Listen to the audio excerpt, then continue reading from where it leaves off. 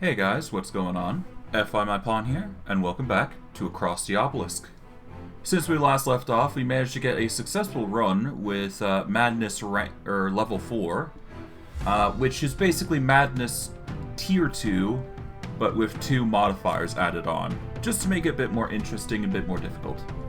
For this stream, we are going to go Madness Tier 3 again, and hopefully beat it this time, and reach it with Bree, Thuls, Evelyn, and Ottis this time around.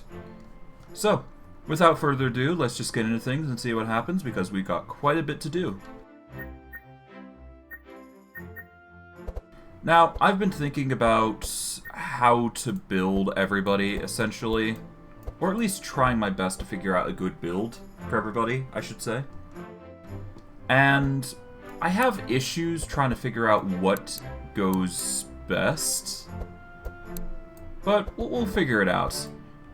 As it comes down to it, I'm going to be doing a shield build here, with some regeneration, obviously. For Bree, obviously Thorns is just a way to go naturally for her. But I guess she can theoretically specialize elsewhere if we want her to. For example, we can just have her with very... We could give her a bunch of, skill cards instead and just have her benefit from there. I think the biggest thing I want to do is straight up go for thorns, thorns, and thorns. So that's going to be the goal here for the most part. At least that's the plan with Bree. For Thuls, naturally poison is the best way to go about it. Or we could go the subterfuge, which will allow us to get some nice juicy stealth charges. Or we can go the poison route. I think... So either way, we could make a good build here. Although it looks like either we're going to have to go with sharp charges just so we can get a stacking buffer going, like we did with Sylvie, or we go back to the poison route, which I am probably going to do for Thuls here. So we'll have poison, we'll have thorns, which will definitely help Bree quite a bit. We are going to have Evelyn, and we're going to actually have her focus in on cold spells. So much like we did before with Wilbur, but we're going to try and do it a bit better this time. So we're going to try and apply as much wet, as much cold as possible, and just stack off that, or try to anyways. Now for Ottis specifically, he's an interesting one. We've already shown both sides of the coin for Ottis, so you guys know of his Sanctify antics and his shield antics. The reason I'm going to go Ottis is to test out the little bauble that he has, or the new pet that we have, which is going to benefit from a lot of things, really. For that, though, we are going to need to start buffing up first. So give me a second while I get those organized. Now, for Bree, I do believe tanking is her gimmick, so we will need to focus in on that. So we'll start just beefing up like crazy, get some extra mana just in case. We won't be able to extend any further than that. But let's see, what else we got? We got... Yeah, we need thorns anyways. We are going to go for the... Do we either go for the stacking reinforce, or do we go for something else? Maximum charges are 8, so 7 times 8. It's about 56 if we get enough stacking on it, but I'll just increase the charges that we apply. Or we can increase it by 35% instead. We'll increase it by 35%, fuck it. Alright, we'll get some extra block needed. We'll get some stats there. We're boosting our all resistances to 8, obviously. Get some more block, get a taunt going. We'll get fortify, obviously. Let's see. Thorns on heroes do not lose charges when hit. Yep, sounds about right. We can either... Ooh, we could also apply, Wait, thorns on this hero apply 50% of its charges as poison to the attacker, instead of doing damage. You know, this would actually work its way into making a very powerful poison build, I think. And you know what? I like the sound of that, actually. So we're going to actually have Bree take up the poison here. So if anybody hits Bree, which is going to be a lot, especially once we get taunt going, it's going to get really nasty. Okay. Alright, fortify on this hero. Regret can stack. And can increase blunt and fire damage by 1 per charge. This hero gains 1 fortify for their first turn. Or we get fortify on heroes, grant 7 block per charge. Yeah, we'll get that. We want to increase the fire, cold, and lightning resistances if we can, because that is just going to play heavily into the build. Is there anything else we want to do? I think vitality is just a natural buffer that we can utilize if we wish, so that's a good thing. I don't think we get much in the way of regeneration, so let me check what we can get for cards for Warrior. Okay, so we're definitely grabbing Battle Shout as a staple, so we're going to need to buff up the powerful charges and the vitality charges. So that's going to be a given. We've already got the stockade going for us, so that's good. Alright. Yeah, I think we can work with this. We're going to get vitality. Let's see. Vitality on heroes also increases mind resistance by 0.5 per charge. When this hero's getting vitality, remove bleed. When vitality on this hero instead increases max HP by 8. We're going to increase it by 8 for her, because if she's going to be tanking a lot of hits, we need her to be a bona fide thorn tank. We're going to get powerful, and let's see. Powerful on this hero increases damage and healing done by 10% per charge. Charges that we apply +1, actually. Because we want her to buff everybody with as much powerful as we can. And that is basically her perk selection done. Except we got 3 points left. Which I think we're just going to invest into initial shard counts. Because we don't need Bree to focus too heavily on how much shards she gives. We just need to make sure she's giving a, well, we need to make sure she's giving her all. Alright, Thuls is an interesting one. Okay, let's reset our stats. I do believe we want to go slashing and poison with him, because that's just his natural quota. Yep. Slashing, poison. Okay, we could get increased speed if we so desire, but I don't think we need to worry about that.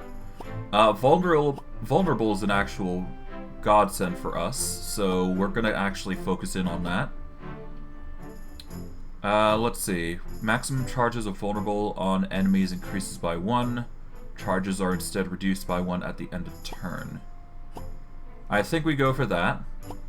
We're also going to give Thuls some thorn charges here, because he's going to be helping by giving the thorns on heroes do not lose charges when hit ability. So that is why I'm going to grab that for him. And let's see. Poison on enemies also reduces shadow resistance. Poison on enemies also deal 50% more damage, but loses all charges at the end of turn. We're going to go with the... Do we go with shadow resist? Then we could probably swap out our last... Well... Nah. I just want to do it for fun. See how we go. We'll just get more poison charges, because that's always nice. Okay. We'll keep boosting that. We are going to want to apply more fast here, because Thuls is going to be responsible for keeping us up to speed, obviously, as we usually do. Alright, let's see, elemental, do we need anything here? Actually, we're going to get wet, because we will need to use it to help our output somewhat. Wet on heroes instead prevents 3 burn charges per charge, does not lose charges at the end of turn. Wet on enemies also reduces lightning resistance by 1. No. Wet on enemies also increases cold damage taken by 1 per charge. We're actually going to get, well,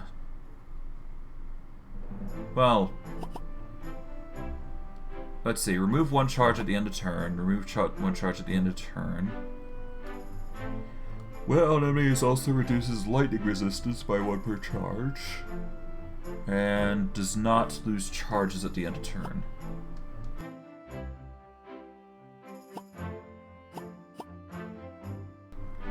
You know what?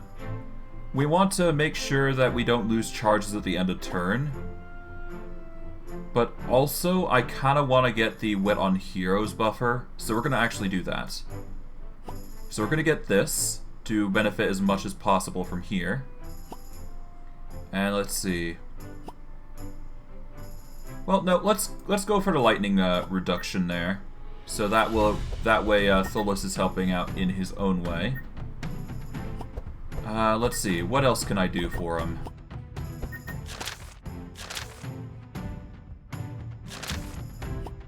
Okay, we got things like evasion, so I should probably get that. We're gonna want things like... Well, yeah, we're gonna obviously want evasion. If we can, I'd like to give it to other people, but honestly, I expect myself to use blur and all those things. So we're probably gonna rock blur, we're probably gonna rock stealth. Not entirely sure, though. At least enough to benefit from the poison, to some degree. But it's looking like most of the poison things are ranged anyways.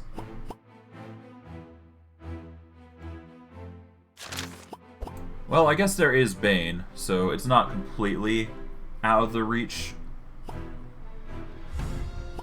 Debilitate would allow us to get Mark off, so that's an option. Okay, Eviscerate's an option. Plague Shot's no. I guess Plague Shot would be interesting. It does deal dark damage, which requires shadow resistance, which we, I think, weaken, don't we? I don't know. It would be a decent combination, though. Let's see. No, we actually got charges +1. Okay, never mind. I'm just being weird.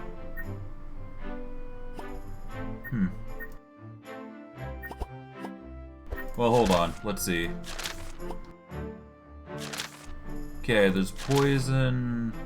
Poison with... or remove poison with stealth. There's applications like Toxic Strike, which will...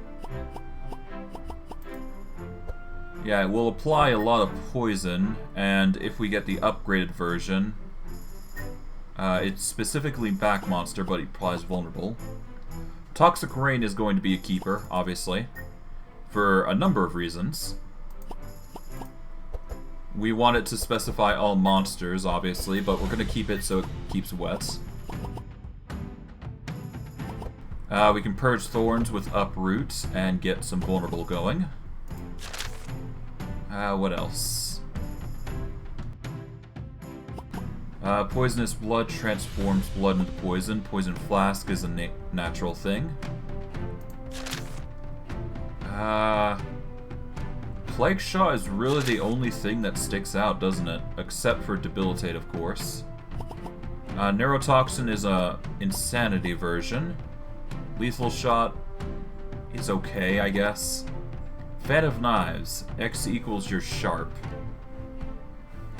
Most of it seems to be ranged, though, so I'm gonna have to change up my battle plan for the most part. Well, I guess unless I go with the Blade Dance, Bane, and, you know, Monster Fury combo, which, you know, it makes the most sense for my build currently. It would also give me a reason to get Eviscerate, which is okay, I suppose. But yeah, it's highly looking like I'm gonna go with the Corrupted Blade build here. Yeah, so Corrupted Blade, Bane, Blade Fury, Blade Dance, that sort of thing. And of course, Debilitate. So we're going to want Decay, we're going to want Mark. Yeah, so Decay and Mark are going to be the staples for this. Okay, that works for me. Okay, Elemental. No.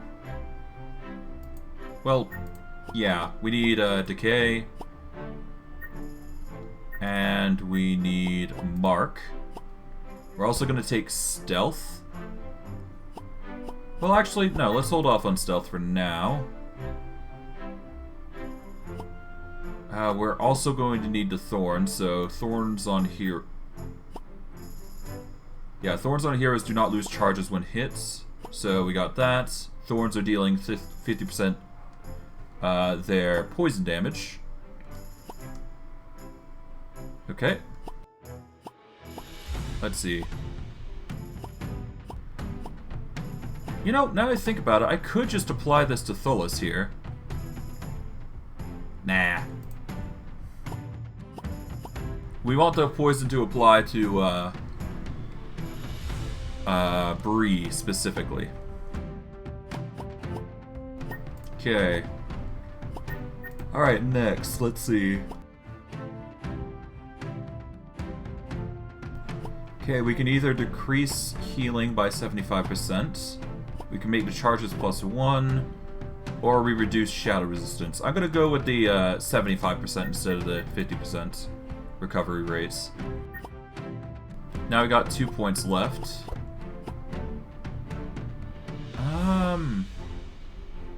Honestly, I'm not too hard pressed on the Mark. We're probably gonna want the initial energy more than anything. That'll at least kick us off, like, rather quickly to begin with. We're going to take away the +2 to damage, I think, as well. In fact, we can take away that, so we can actually focus in on these abilities here. Mark on enemies do not lose charges when preventing stealth, and at the end of turn.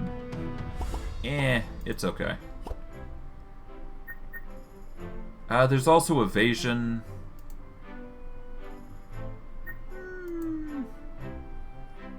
Really hard to choose. Really do. Really do be.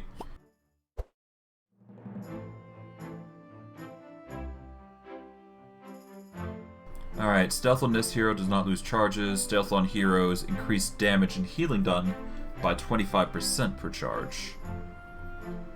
We could also go stealth on heroes, also increases all resistances by 5 per charge. Which is Alright, we're grabbing initial energy, and... Okay, on round 4, hero gains 2 energy.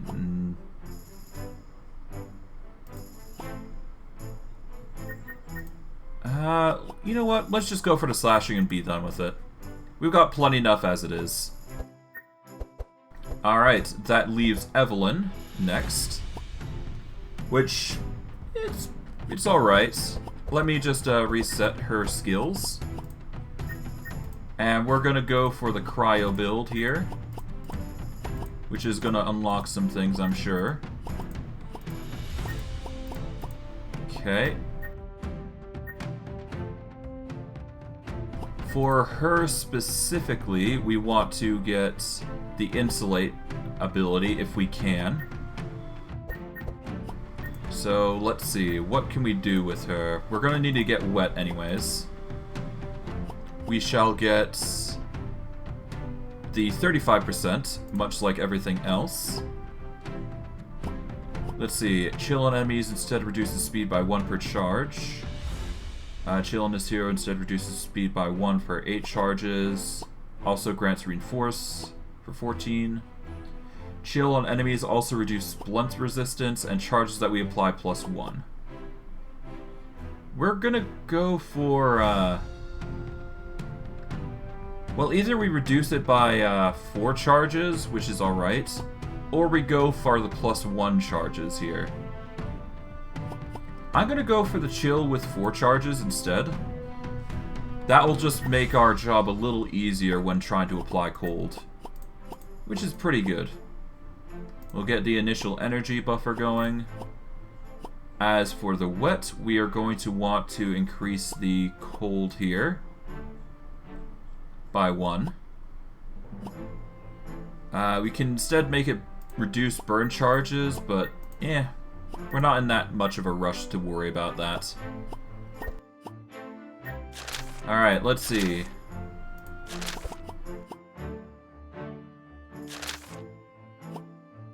So we're going to be relying on a bit of cold and wet sort of things. We're just going to mix and match as we go along.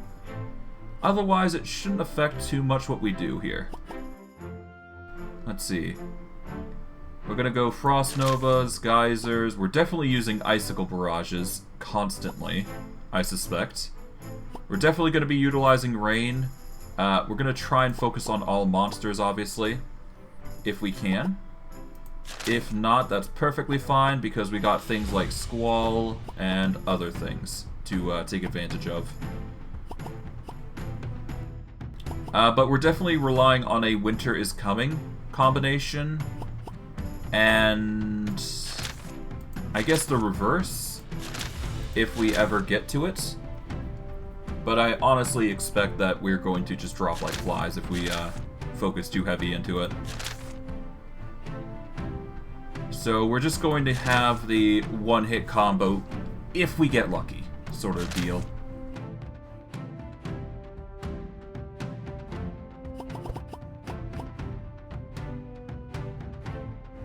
Okay, Shatter.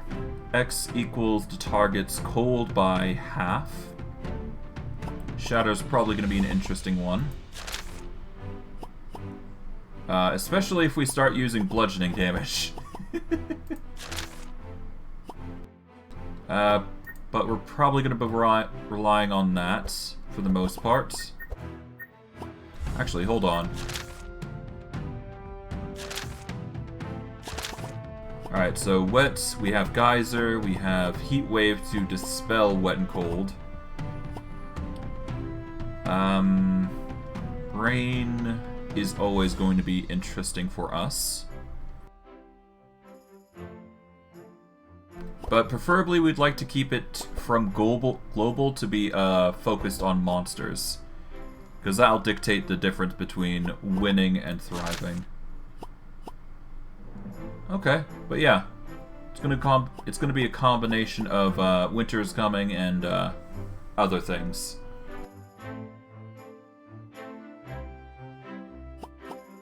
All right.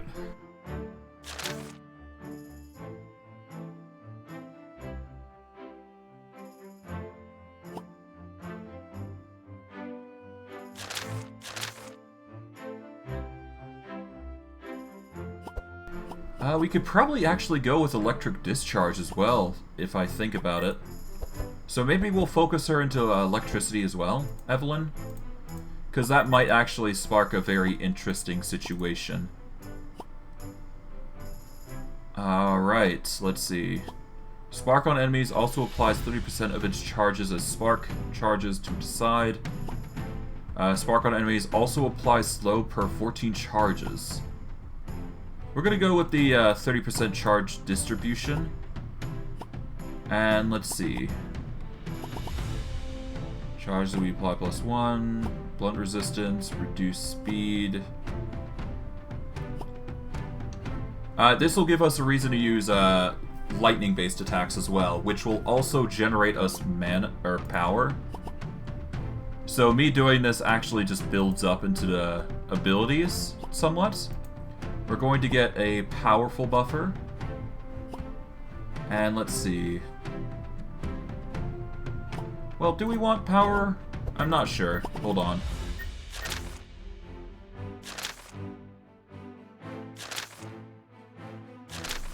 Yeah, we're gonna be getting powerful anyways because of Prismatic Field, so all the more reason to get it for her. So we'll get a stack of it up. And let's see, powerful maximum charges on this hero increased by 2. Charges are instead reduced by 1 at the end of turn. So yeah, we're gonna make her benefit the most out of these charges, which is going to stack up, I would assume. And now she's got 3 more charges left. We're just going to give her initial energy boost and be done with it. And now, finally, for Ottis, who we've been neglecting this whole time. We'll reset. And we're obviously going to go the shield route here. Naturally. Gonna get some shield charge there. Grab that. Grab this. Okay.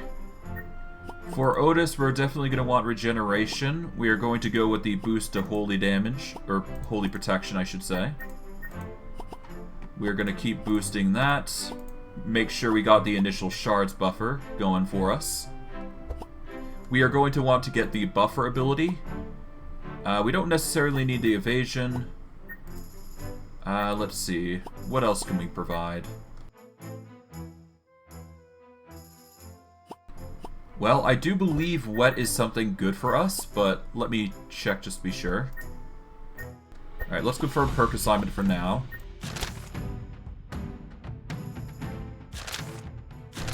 Yes, we're going to need Healing Rain to provide recovery for everybody. Or at the very least try to, anyways. We could also focus on all heroes versus global.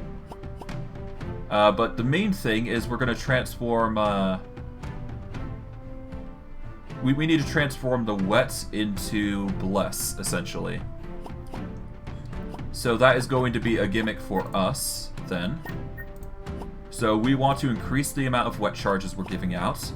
We're going to make it also reduce burn charges. Or at least 3 burn charges, anyways.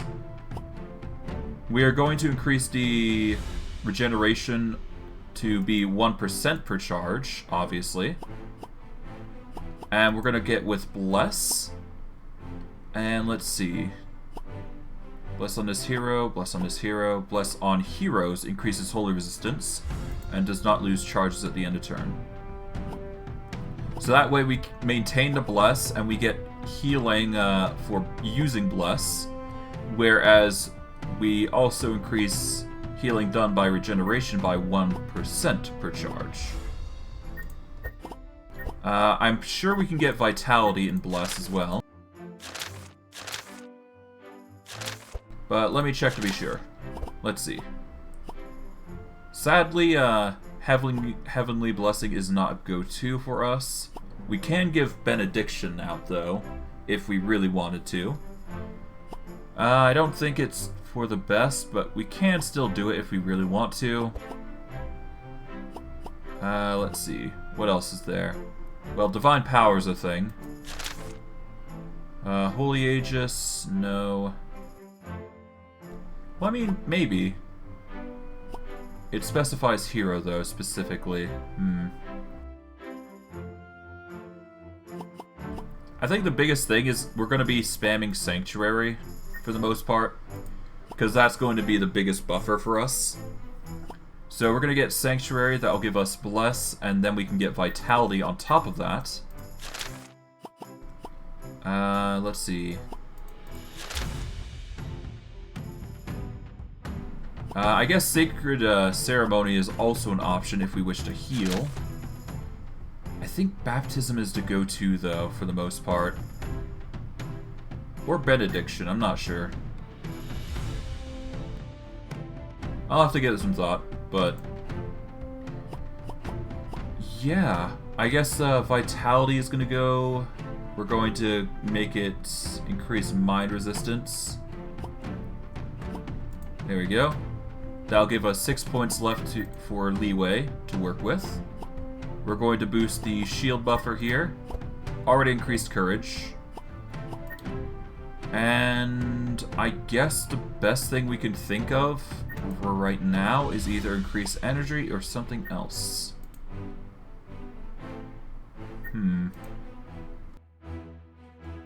I guess powerful maybe? Hold on.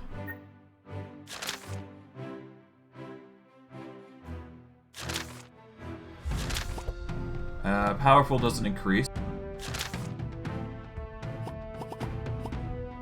Okay, where is the protection buffer? Hold on. We're already getting Mass Dispel, and that's giving buffer for us. Protection from evil is a nice one. Okay, where is it? I'm probably missing it is the problem.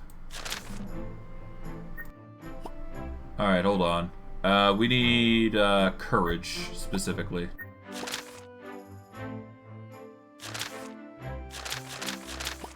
Here we go, Anthem of Hope. Anthem of Hope provides a Inspire charge, it seems. Which makes the most sense, I suppose. I guess there's also Infuse Courage if we really wanted to do that. I don't think we need to. Yeah. Let us go with Anthem of Hope. We're going to get the boost to Inspire. Inspire maximum charges on the hero are 1, but Inspire draws 2. Hero's immune to stress. Hero gains 1 Inspire at the start of combat.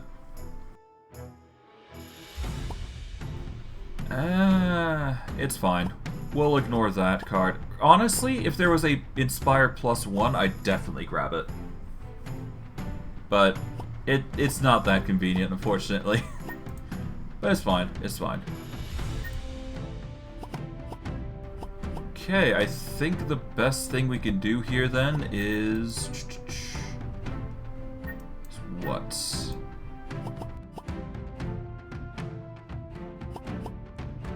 I mean, I could go Sanctify, but I don't think that's gonna work for this build. No, it's probably not, actually. Let's scrap that idea.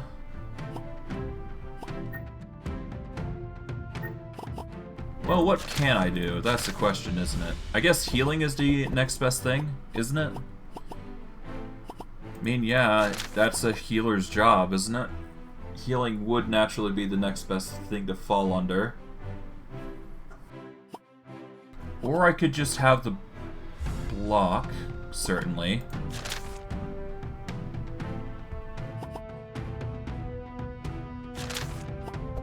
Let's see. Block and heals. We're going to need block for prayer protection anyways, so that might actually be a better idea. Alright, fine. Let's go block then. Okay, we're gonna need 3 points to apply for that. We'll just get speed, I think. We only need 2 points after all. Let's see.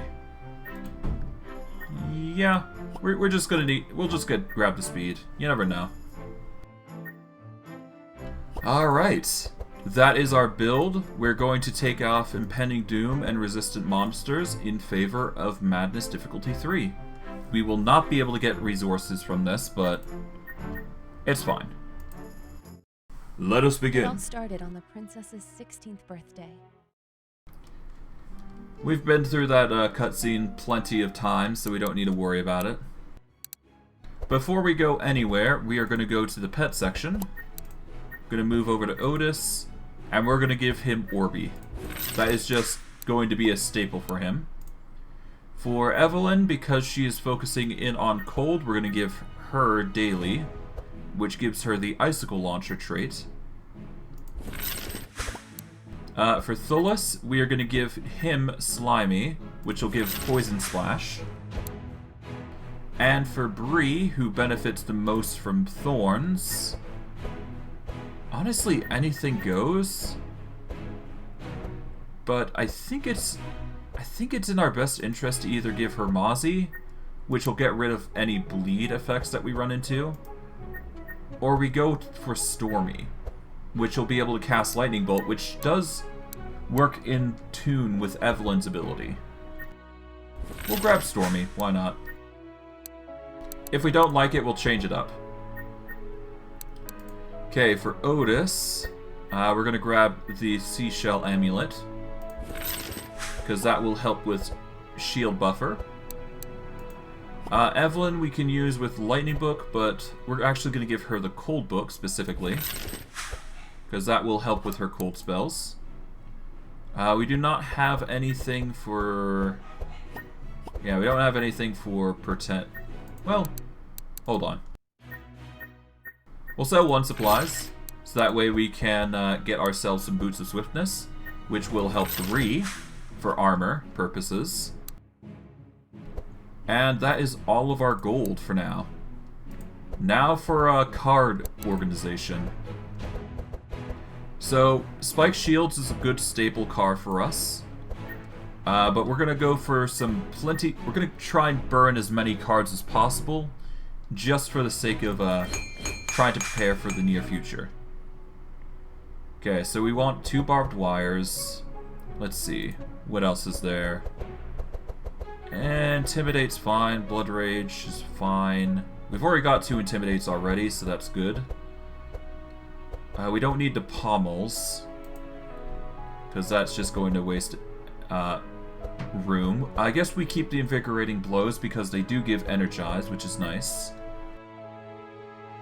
If I'm not mistaken, Bree needs as much defense and thorns as possible, so we need to specialize in that. As for what we grab, she doesn't have Barricade, so we'll grab one of those. It's just an early game good staple for us. Let's see. Shield Bash, no. Rend, Shield Charge, no. We're going to be getting rid of Thorns after all, so Shield Charge is pointless for us. As well as Shield Throw and Spike...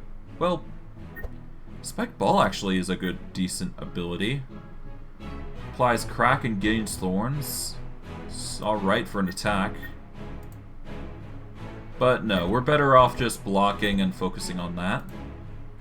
We're definitely grabbing Battle Shouts. And let's see, what else we got? Shield Slam is a no-go, but we can get Stockade here. That will help with her Thorns. 1,000 Needles we will... I guess we'll grab. It's a good staple card for us, and it will be a better block than Spike Shield for now. Wrecking Ball is a no-go. Entrench is going to be a staple for us, so we'll grab that. Safeguard is an option if we really want it to be. It's just a good staple card, but no. We're plenty good on what we got right now. Okay, we're immediately getting rid of the Pommels. There's no need for that many. We've already got 2 Battle Shouts. I guess really we should have considered that. We'll get rid of a Spike Shield because it's a bit too many. We'll get rid of the Intercepts though. Yeah, let's get rid of the Intercepts. We don't need that many cards. Okay, Barricade, we want to upgrade it to have Reinforce, specifically. The Thorns, if we can, I'd like to reduce it to 1-cost cards, so that way they're basically blocks. Battle Shouts we will keep otherwise, as is, because they're a bit expensive. As is with Stockade and 1,000 Needles. Entrench, yeah, we keep as for now. We don't need the Fortify just yet. We'll save that for Act 2 or Act 3, perhaps. Okay, Evelyn. We're going to keep the charge batteries on her. We're going to keep the frost bolts on her for now. Transmission's perfectly fine. Elemental Wars will have to go.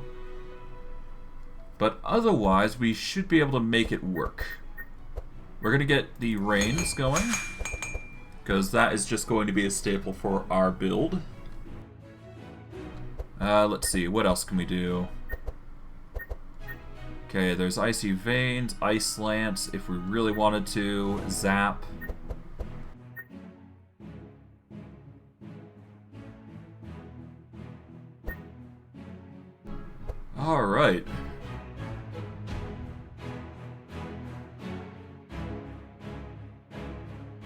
Well, we've already got the charge battery, so we don't need more. A dark ritual will be a good staple for us, because that'll give us a bunch of energy. At the cost of some dark damage, but that's fine. Electricity manual would certainly help by reducing the cost of charge battery and making them, you know, generate more mana than they're worth. Let's see.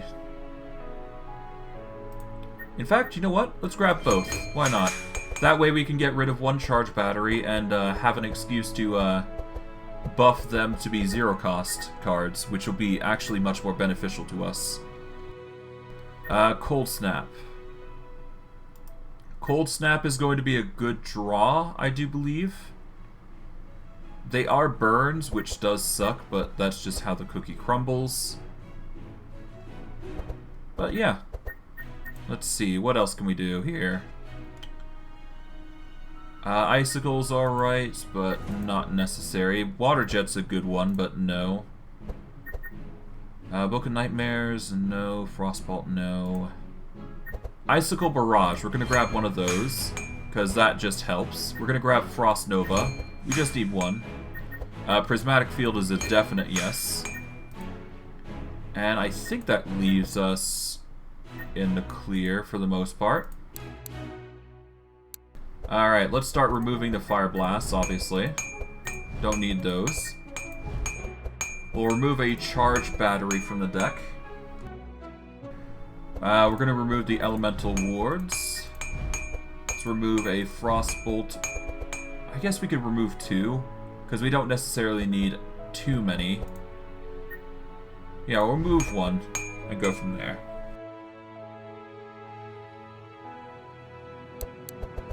Alright.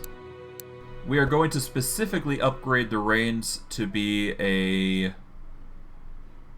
Well, we want one to remain in the deck. We'll have the other burn, but focus on monsters.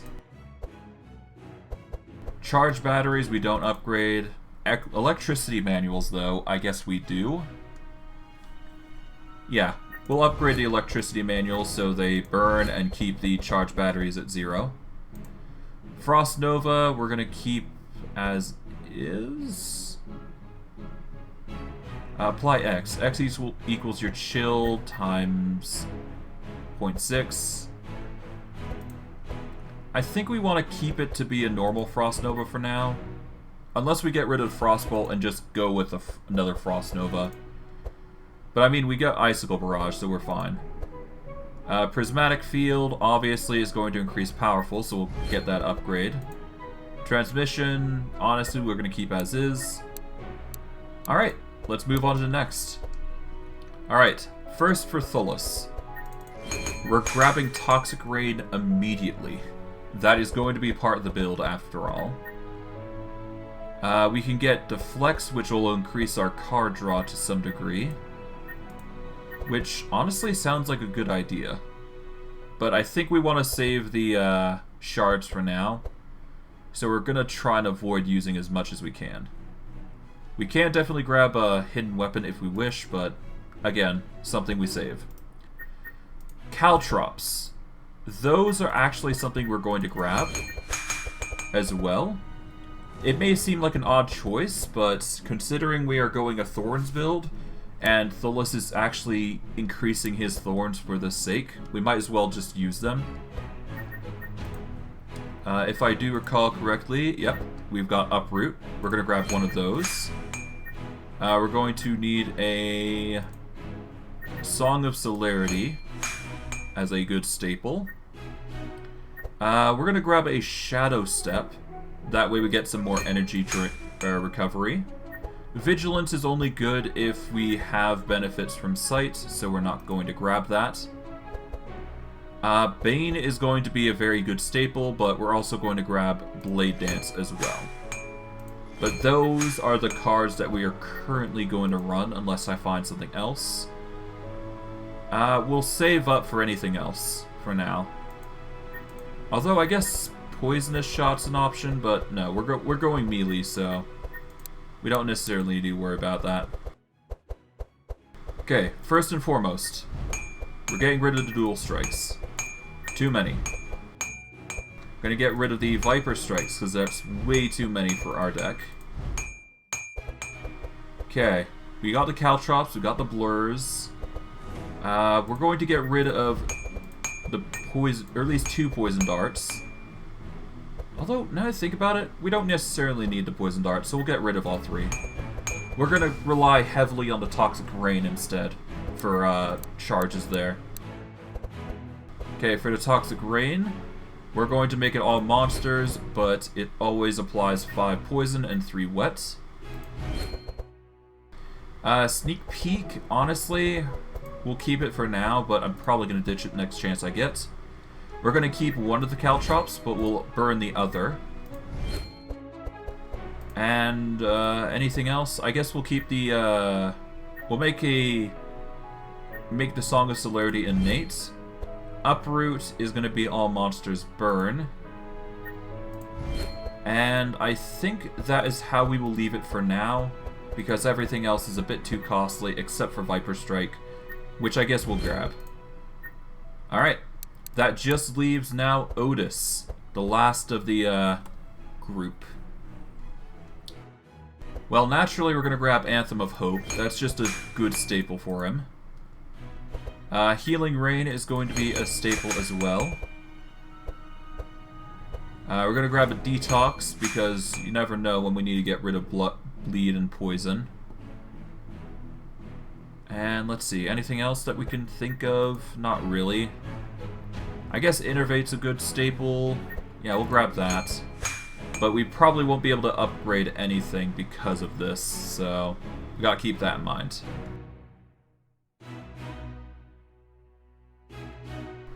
Okay. With that in mind, let's see, what else we got? Binding Heal, Benediction. Yeah, we won't be able to afford anything else beyond this, so that sucks, but it's fine. Alright. Let us remove the Infused Courages in favor of the Anthem of Hope. We are going to get rid of the Sacred Bolts, or at least one of them, and we'll get rid of the 2 Sunbeams for now. We'll just have the Sacred Bolt as a thing that appears, but we're probably going to get rid of it as soon as we can. Otherwise, we're just going to focus Heal, Barrier, at least until we figure out what we're going to go for specifically. In the meantime, we've got 84 cards left. We are going to start burning the heals. So we're going to make them 1-cost heals, but they burn. So, yeah. That is the build that we've got. We've got Bree, Thuls, Evelyn and Ottis, 15 cards. Let's finally get into it. Took a lot longer than I had to, but, you know, the preparation is important, after all. Okay, where are we going to go this time? Wolf in Distress. Abandoned Chapel. We're going to take the southern path this time, I think, because we are going to have to get the Moon Ritual Gem to make it even better for us. So, yeah, I guess we go the southernmost route. Unless we want to go to the grave on the road, which I don't think we need to. Yeah, we're fine. It actually gives us a reason to get to the fish, which is actually going to be pretty powerful for us, if I do recall correctly. Okay. So this build is going to be a bit wonky, but it's perfectly fine by me. Alright, we're gonna go with the Stockade, get even more stacks of thorns. We are going to intimidate you. And let us begin.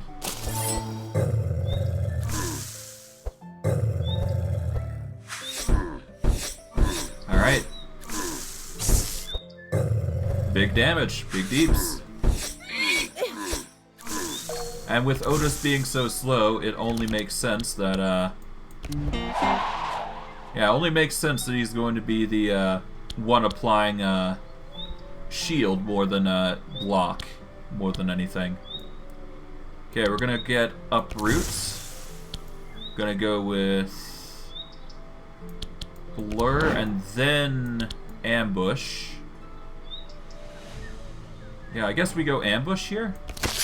There we go. Alright, Evelyn. Let's see what you're capable of. Alright. Do rain. Let's do... I guess cold spark here. Icicle barrage. Then charge battery. Charge battery. Icicle.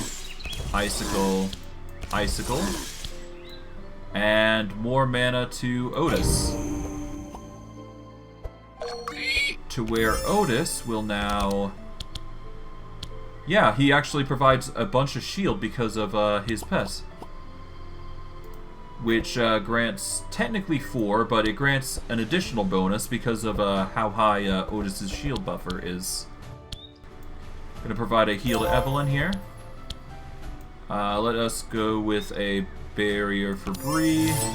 Shield of warding, atonement. It gets us to round 2, but perfectly fine. And that's a death. For our troubles, we managed to actually get the detoxify I was looking for, so we're gonna grab that. We're gonna get shards for this. We don't need a poison dart, so shards and shards. Cool. You arrive at a small lake where some local wolves are fishing. One of them approaches you and says, "Hey, do you want to participate in our fishing contest? The entry fee is 60 gold. And you will triple the gold if you win. The rules are very simple. We all compete as a group and get the biggest fish, and the group that gets the biggest fish wins. And of course, cheating is not allowed." Alright. We're going to have Thuls dive into the lake and, cheat. In the lake, Thuls caught the biggest fish he saw, but when he comes out of the water, one of the werewolves shouts at you, "Hey, that's cheating!" Two of them approach and attack you.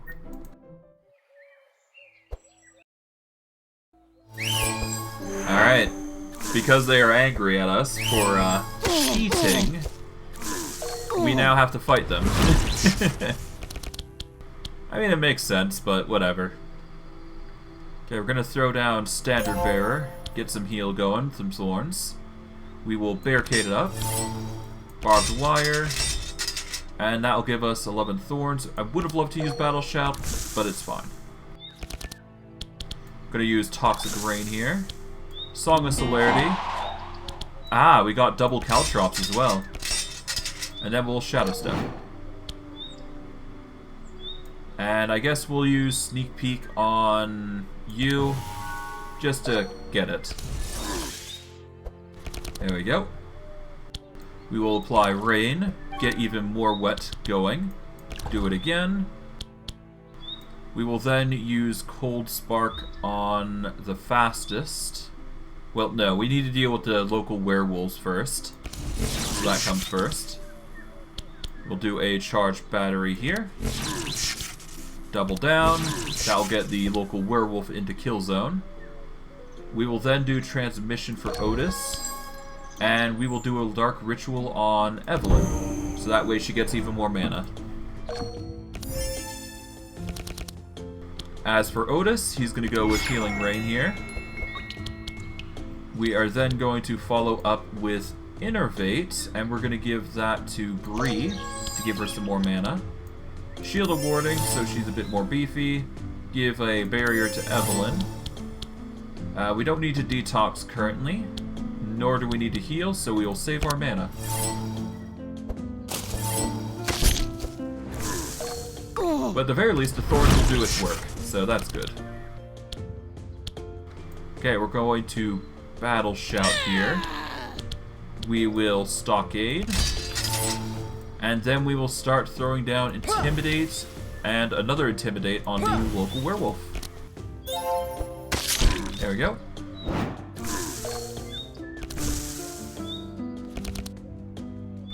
From here, we Toxic Rain again, which increases the poison. We will Uproot to get rid of any thorns that we may need to worry about. We will then follow up with a Viper Strike on the werewolf in the back, which will get into Gill Zone, and Blur for an ambush on the frontmost boar here. There we go. And hopefully the, oh, nope. They're all within death range, though, which is good. Alright, this makes things a lot more convenient for us, though. We're gonna go with Icicle Barrage here. We can use Electricity Manual here to get the charge battery going. Same for the other. So now we have 2 free charge batteries coming in. We got free Icicles, we got Frostbolts, Frost Nova coming in. Frostbolts, done. Probably overprepared there, but whatever. Okay, we can Dispel Wet and apply 3 poison, which I don't want to do. So we'll get shards here. We'll get shards for Otis. Chant of Initiative, no. Well, it has its benefits. I'll get shards though instead.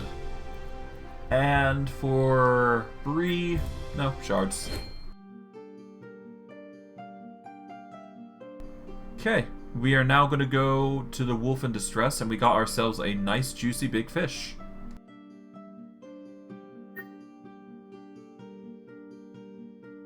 Okay, we can get ourselves a free upgrade if we make every enemy hexproof, which means that they get buffer. I'm sorry, but I can't accept hexproof. That's just a bit too gnarly for me. If they get hexproof, they're basically immune to status effects. For the most part. We will Battle Shout. We'll get some Spike Shield going. And we will intimidate the fastest one. There we go.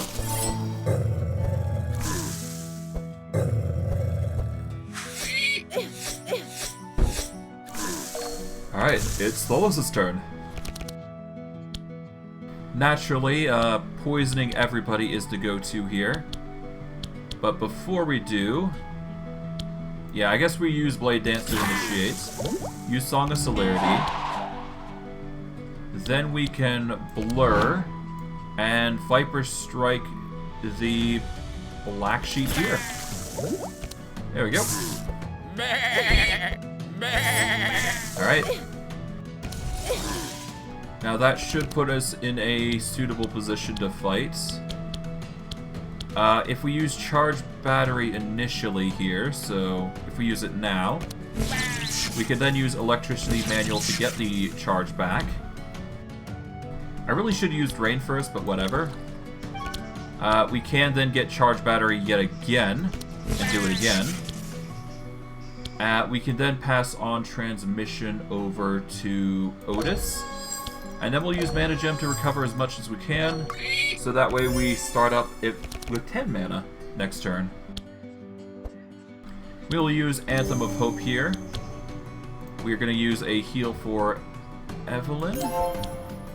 We'll then use a barrier for Otis himself and Bree. And just in case it happens, we'll get a buffer for Evelyn. Because you never know, bleed is always a nuisance here.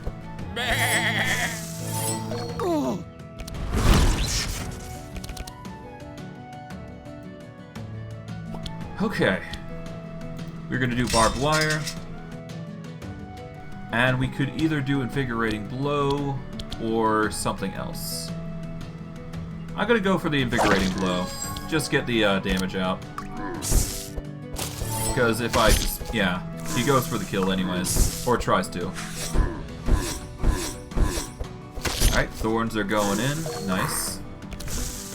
That leaves them two, which should die from this, honestly. We'll get the Caltrops for free. We can then do a Bane Strike here. We'll do a Blur, a Shadow Step, and Killer Instinct. Not that we get stacks on stealth, but whatever.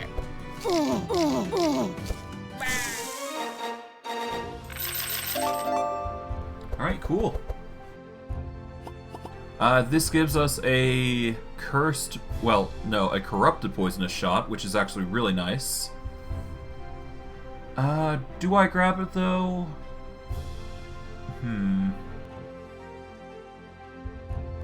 Honestly, I think I don't get the poisonous shot, because, while it is, well, it is good early game though.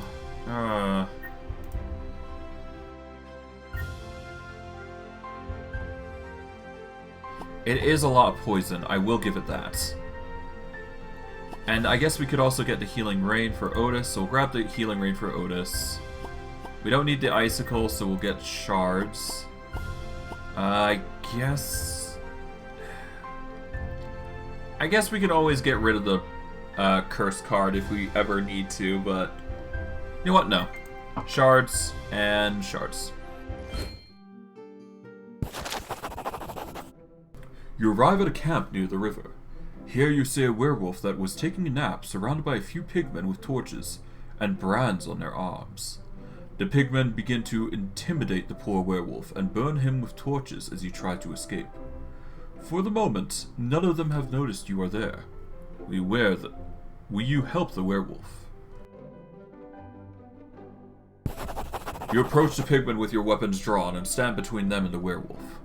The werewolf sees an opportunity to leave, but before that he tells you that his name is Raoul, and that his brother runs a stall in the forest. If you happen to meet him, your actions today will not be forgotten. When the werewolf leaves, the pigmen attack you.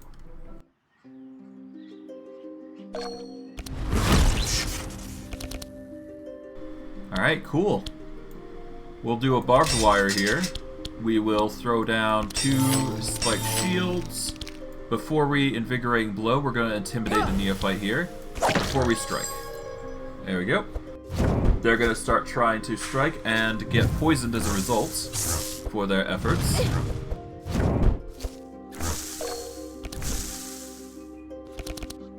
Okay, we're going to throw down the Blade Dance here.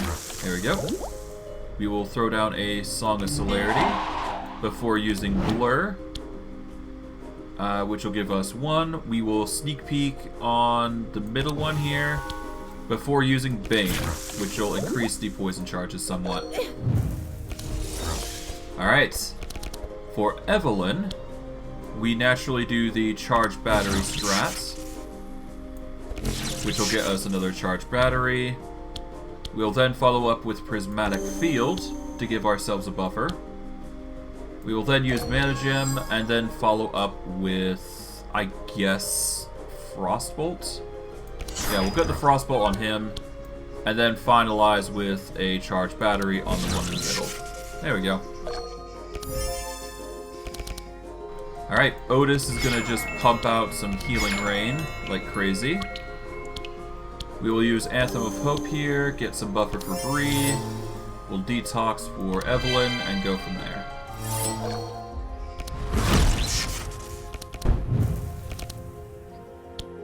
Okay. We are going to use Stockade here, get some more thorns. We'll use the banner so we get even more. I guess we throw in Toxic Rain. We'll get Caltrops up the wazoo. Alright, 2. We'll get an Uproot going, and we will finalize with a Viper Strike, which nearly gets death, but the Initiate should probably just, yeah. Alright, so they're healing this time. Makes sense, makes sense. But still, it's not enough to resist our advances of killing. Okay. Before we advance, we're going to use Rain. We'll then follow up with Charged Battery here, to which we use Electricity Manual to reduce this to 0. We'll then follow up with Frost Nova here. We'll do a Dark Ritual for Ottis. Transmission for, I guess, Thuls. And there we go.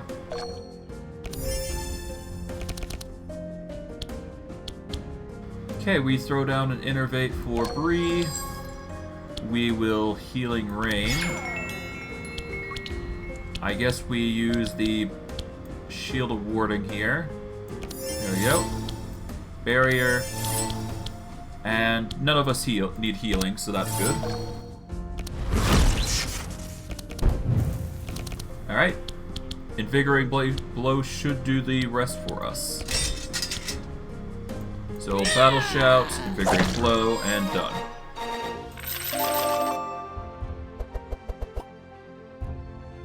Okay, that is a... Oh, that's a really nasty Holy Smite. Because it is a cursed card and it does give Bless, I'm going to grab it. But normally I would not grab Holy Smite. But it's only because it's a burn that I'm grabbing it, to be honest. We'll grab Shards. We don't need Ice Shots. We don't need Ode of War, so we'll get Shards there. And we'll get Shards.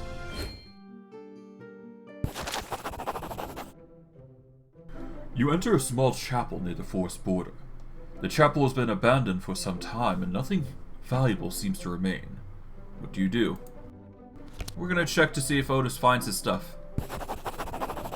It looks like Otis didn't find his or hide his stuff very well.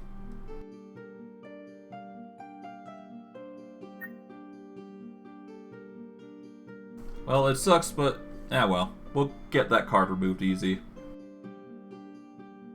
When a monster deals damage, it applies 1 burn.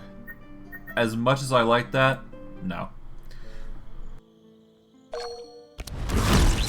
Most of these challenges really work against you, so it's best not to worry about them and just move on. Only get the ones you know you can beat, basically. Okay, we can either go for Shield Spike or Invigorating Blow. We're gonna go for Invigorating Blow, but only after we Intimidate. There we go. Alright, Thuls has some nice juicy stuff, but we're gonna ambush the Dryad here before we use Song of Celerity, Toxic Rain to follow suit, some Caltrops, and Uproot to increase vulnerable stacks. Alright, that leaves with Evelyn, which we will use Rain for. That'll give us some card draw. We'll use once we use Charge Battery, we'll use Electric Manual. That way we get Charge Battery again. And then we can use our Transmission to pass over to Otis. And a Mana Gem to stabilize. And off we go. Even got a ton of shields worth, so that's good. We'll throw down a Healing Rain to increase the wet charges. Sadly, we got lowest Stealth of Seam, so that sucks, but yeah, well. We'll use Shield of Warding on Bree, we'll use Barrier on Thuls, and a Barrier on Evelyn. And end our turn.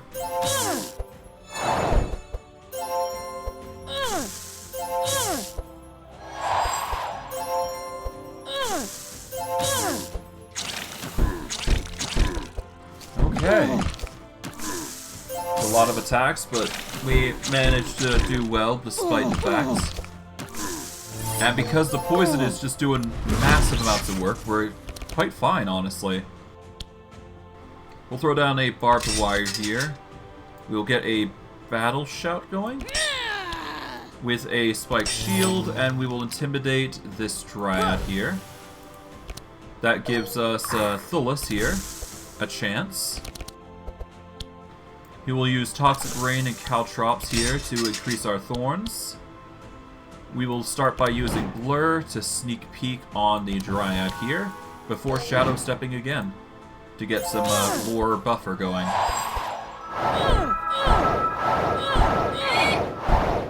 Okay, big damage coming in, but we seem to be fine all the same. Although we could do with some healing now, at this rate. Although, I think they're gonna die. Okay, yeah. Not a fan that we couldn't heal, but whatever. It happens. Alright, we're gonna grab Winter Knight's Tail. That is just a really good staple for Evelyn here. We're gonna get shards, we're gonna get shards and shards. And that leads us to the moon ritual. You discover a forest glade, and here you can see some mehirs placed in a peculiar way, forming a circle inside the circle. Inside the circle, there is an altar of some kind, at which an elder dryad performs a strange ritual. On the altar are some pieces of gold and shiny white stones that seem to channel the moonlight. The dryads have not yet realized that you are close, but will surely protect the moonstone at all costs.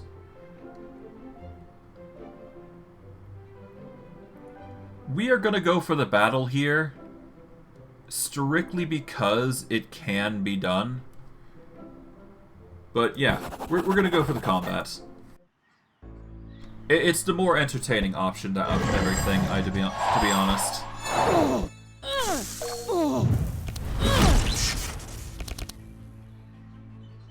Alright, let's thorns it up. Start with the barbed wire. We'll get the...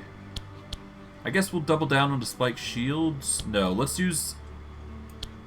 Yeah, let's use battle shout, and then we'll spike shield. We don't need 1,000 shields just yet. Or 1,000 needles just yet, I should say. We're gonna caltrops, I think, after we use a Viper Strike here on the Elder Dryad. We'll then use a Song of Celerity, caltrops, blur, and sneak peek.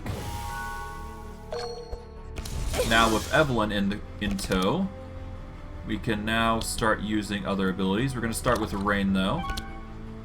That'll give us a chance to use Cold Spark on the sapling here. That'll get within close death. We can't use Electricity Manual just yet, but we can use Winter's Night Tail if we wish to discover some things, which probably for the best. We got a few spells. We're going to use Mana Gem so we get more mana. And we'll give a buffer to Ottis because he needs to start healing. Goodness knows need to pass it on, like, right now. We'll throw down Healing Rain here. We can't detox anybody, so that sucks, but that's fine. But we can Holy Smite if we wish, which I think we can work out. Yeah, we'll go for the Holy Smite on the sapling here. There we go. At the very least, weaken them for next turn, which is alright. Yeah, Ottis needs healing bad. Like, absolutely. Okay, electricity goes in, nice. Just what I was hoping for. Ottis is going to die at this rate. Hopefully we can change that, though. Okay, barbed wire. We can go standard bearer here, which is actually good. We're going to go barricade, and we're going to intimidate the living heck out of the dryad here, so that way we get rid of any fodder that we need to worry about. We'll go double down on the toxic rain. We will then shadow step and bane for big damage. Then we blur Killer Instinct for extra mana. With Evelyn, she gets the Dryad to Poison Death. So now we have a bunch of other things that we can do. So what we're going to do is we're going to start with the Charge Battery here. Electricity Manual to get it for free next turn. We will then start by using Icicle Barrage here to get 3 Icicles. Charge Battery again so we get more mana. Start spamming Icicles here. We are going to use Frost Nova here. And I guess Shatter for extra damage. There we go. And now finally for Ottis, who is the slowest of the bunch. We can now start healing, so we're going to start with healing Ottis real quick. We'll get Innervate as well, so we get some more mana and healing. Anthem of Hope just to be safe. We will get a Shield of Warding on Ottis and a Barrier for Evelyn. And there we go. We're now in round 3, and this is probably going to be the time that we kill the Elder Dryad, but it's hard to say. We'll start with an ambush. We'll Caltrops it up. uproot, and blade dance. For nice juicy 65 poison. Hopefully the oh nope, the healing gets rid of the poison, which sucks, but well. Okay, I think we go with the stockade here. Yep, just a big overall buff for everybody. Okay, we're gonna do rain here. That'll get the stacks of cold going. We can do winter orb, which is actually gonna be really nasty. In which case, I think it's in our best interest to prismatic field here. We will then use charged battery to start. Follow up with a squall. And this is going to be the last one. Winter orb. Ooh, nasty damage. That brings it down to 7. And Ottis. What do you got? You've got Atonement, which is enough to kill. Okay, we got the excellent reward. Nice. Okay, we're immediately grabbing Prayer of Healing, for obvious reasons. Cold Snap is a perfect card for us, especially when it comes to card draw. So we're going to grab that. We don't need another Bane, so we're just going to get shards there. And Change Weapon is nice, but not needed for Bree. After the battle with the Dryad, the altar remains intact. And the shiny stone continues to shine in the moonlight. The forest glade is silent for a moment, but you don't know if it'll last. Time to get the loot. After all, you killed the Yellow Dryad for this stone. We'll wait a bit for the moon to set to pick up the moonstone.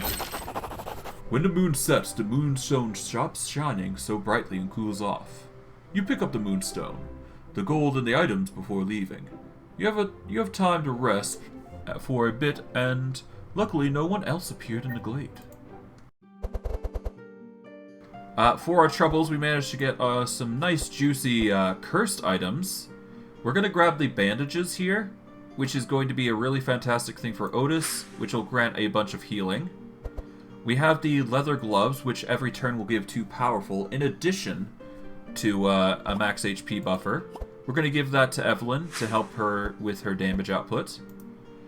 We can get Moonfire, which will deal holy and fire damage along with burn, which is not so great. So I think we go for either the Forest Crown or the Silver Ring. No, actually, we'll go for the Gold Chain, because that's a bit better. We'll give the Gold Chain to Bree. And for Thuls, either we go with the Silver Ring or the Forest Crown. I think having Thuls be faster is more important, so we'll give him the Forest Crown and go from there. Alright. For our troubles, we've got a choice between Unforgiving Nature or Defensive Strategy. Bree, honestly, I don't think we go Defensive Strategy. We're going to go Unforgiving Nature to increase our Thorn charges here. So we're going to grab Unforgiving Nature. To give you a rough idea, basically, Unforgiving Nature gives a bonus to Crack and Thorn charges. And anytime she damages with a hit...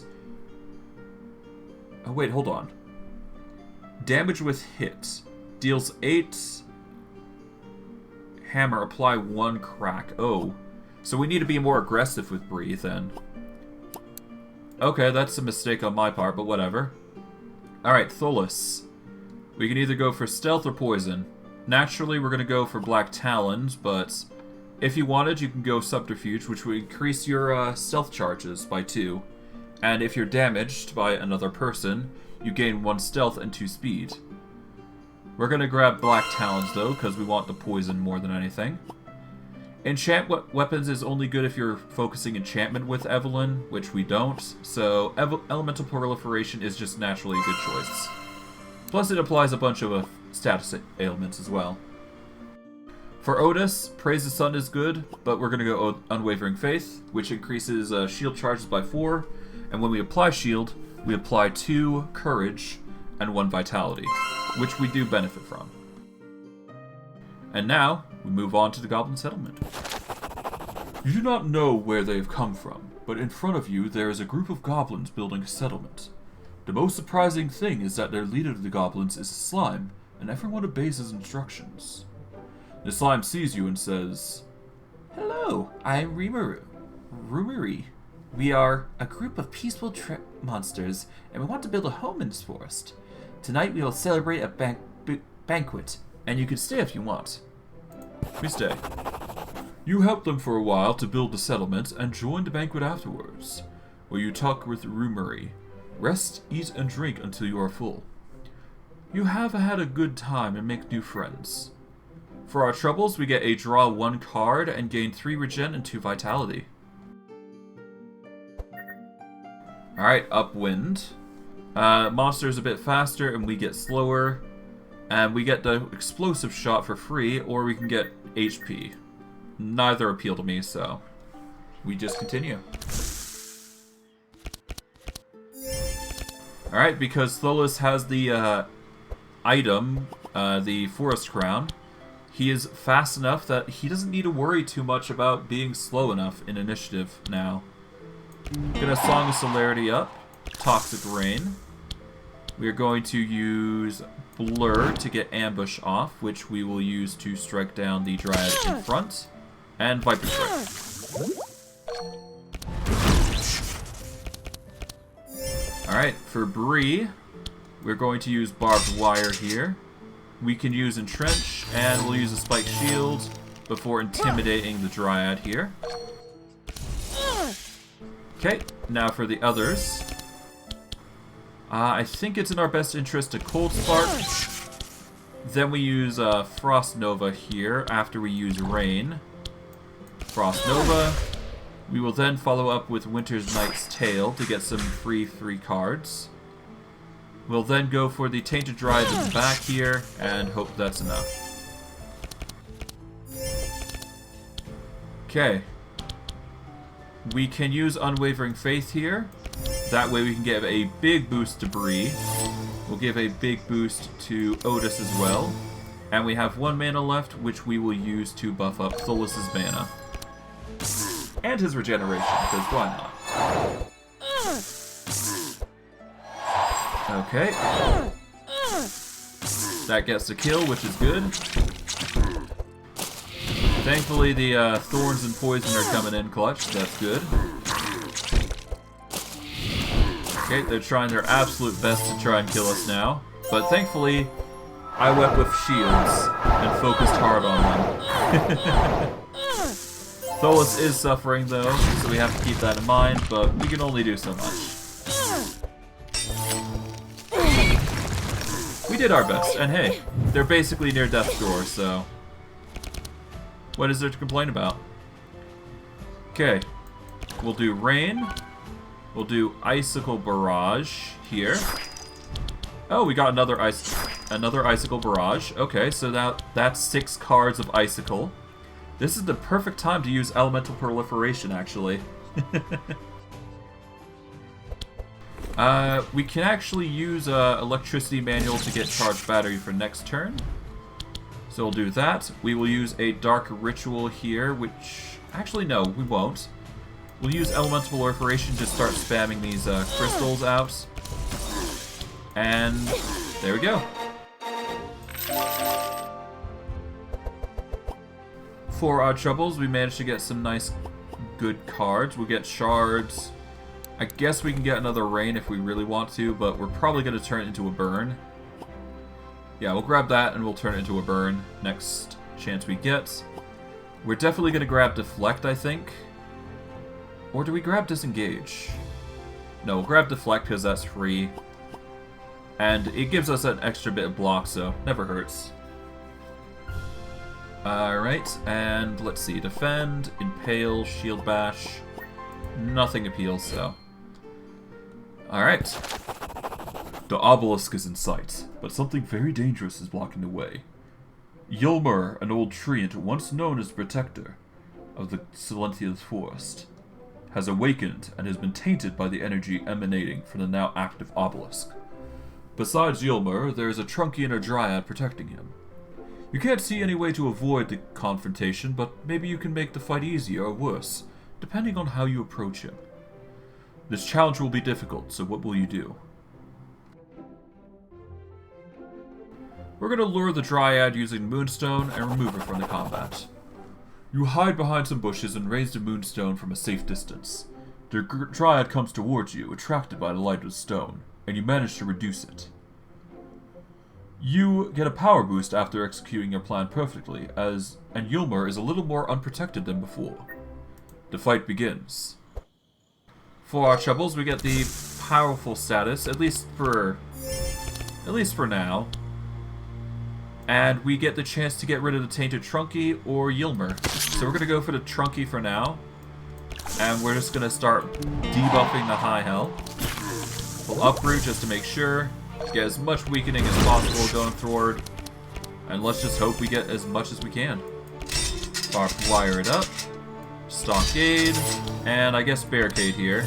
So that way we get some reinforced buffer. That'll be nice. Okay, we are going to use Rain here. That'll bring the Rain up to a 7. This will bring it up to a 9. We can then use Cold Spark here, I think. Alright. Let's see, Cold Snap is a discard pile thing. We'll just use Icicle Barrage here. Start pelting out the blows. Alright, that gets the Tainted Trunky to kill range. We're then going to use the Dark Ritual on Ottis, so that way he can provide as much buffer as possible. Rain, I guess, is a cold... Yeah, Rain is a cold spell, isn't it? I guess we'll use it now. Get the Rain going. There we go. The Rain will help, that's for sure. Okay, we're going to start by throwing down a Holy Smite. We'll heal Thuls. And I guess heal Evelyn. We get low health self-esteem, but that sucks, but whatever. It happens. Alright. If we are lucky, Ylmer is probably going to go down really quick. That wholly depends on how fast we are. So we activate Black Talons here. And we're going to go for Bane. Kinda sucks I couldn't do more than that, but whatever. We at least got the poison off crazy amounts. Okay, we're gonna go with... do we go Battle Shots? Or do we go... You know what? Let's go with Invigorate Blow, Standard Bearer so we get some more Thorns, and Intimidate. I should have done Intimidate first, but whatever. It is time to slow. Let's see. We can use Electricity... Well, we can't, so we'll use Prismatic Field here. We'll pass Transmission over to Ottis. A Transmission over to Thuls. We'll use a Mana Gem here, and we'll save the other two for later. Because we don't have any... spells that we could have used there. Instead, we're going to start using Innervate for Thuls. We will use Unwavering Faith here. Buff up Bree. Buff up Evelyn. Let's see. I guess use Anthem of Hope to follow up. And there we go. Alright, Ylmer managed to cure the poison, but... Bree's thorns come into play, naturally. Okay, we can go with Caltrops here, I think. Yep, 3 Caltrops. Toxic Rain. Let's get a Deflect to see if we can get another card. Okay, we got a 1-cost Sneak Peek. We'll go Caltrops. We'll get a Blur going before Killer Instinct. And there we go. Save our mana for later. Okay, we're gonna go with... Yeah, if we use Intimidate here, then we follow up with Unforgiving Nature. We can then use Intimidate Blow here, and get some extra Thorns going. Or whatever I just did, yeah.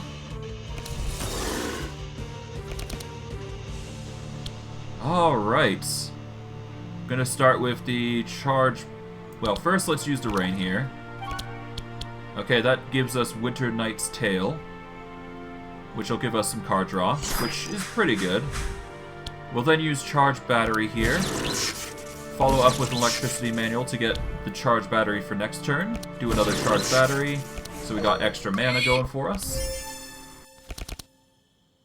Alright. Now we can start using Healing Rain and increasing the wet charges here. We don't necessarily need to use the heal, but we can still use it to buffer up Ottis. We got Detox now, so we'll just give that Ottis just for the sake of it and be done with it.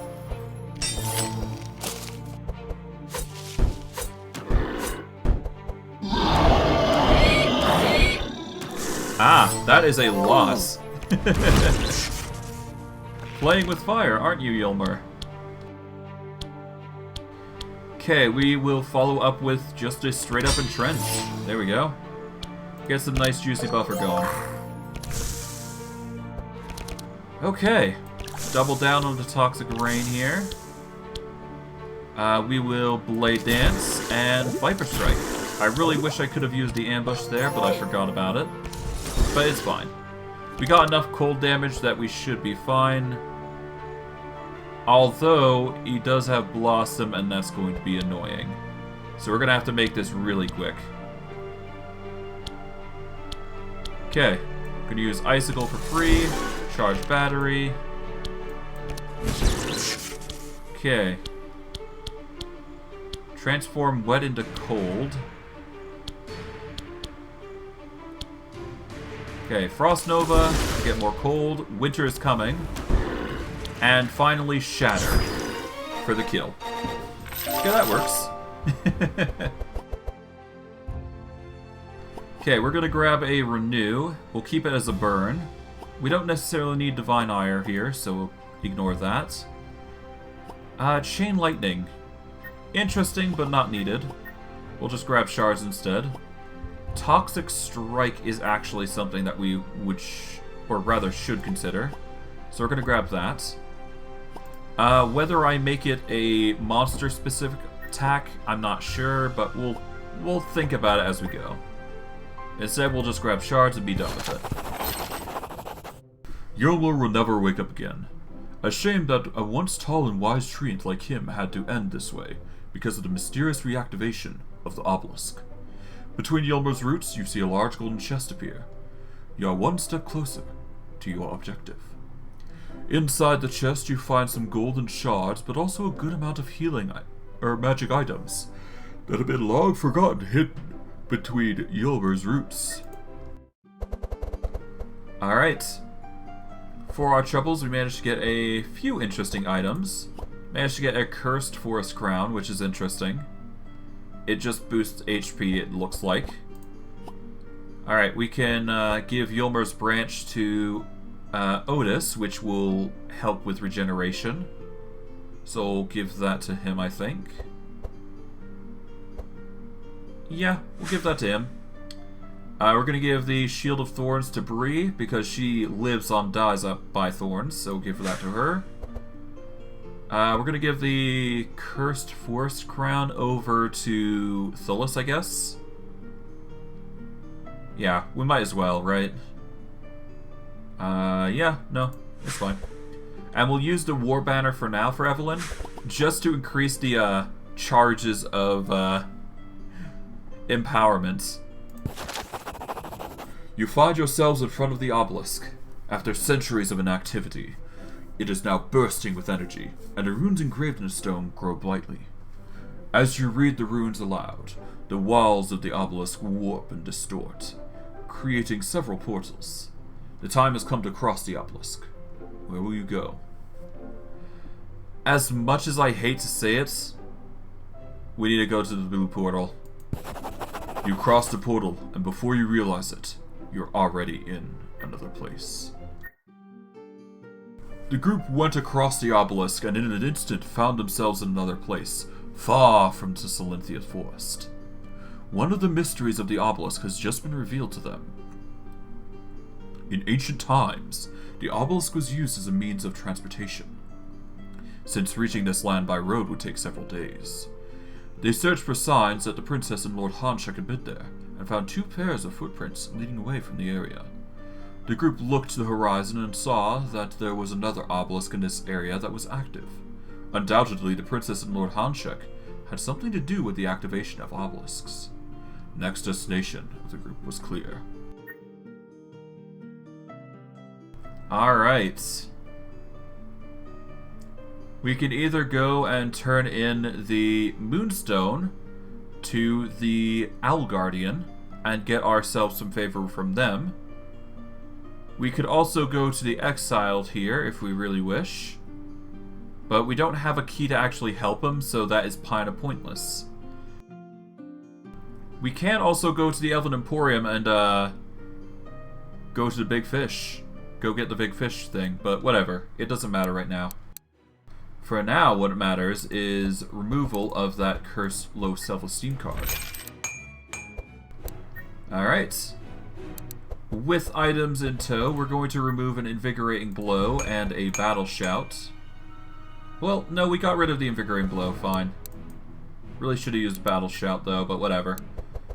Okay, we're gonna get rid of Sneak Peek. It's not that great. We don't need so many blurs, but we'll keep him anyway. But we're gonna get rid of the Ambush. We don't need that.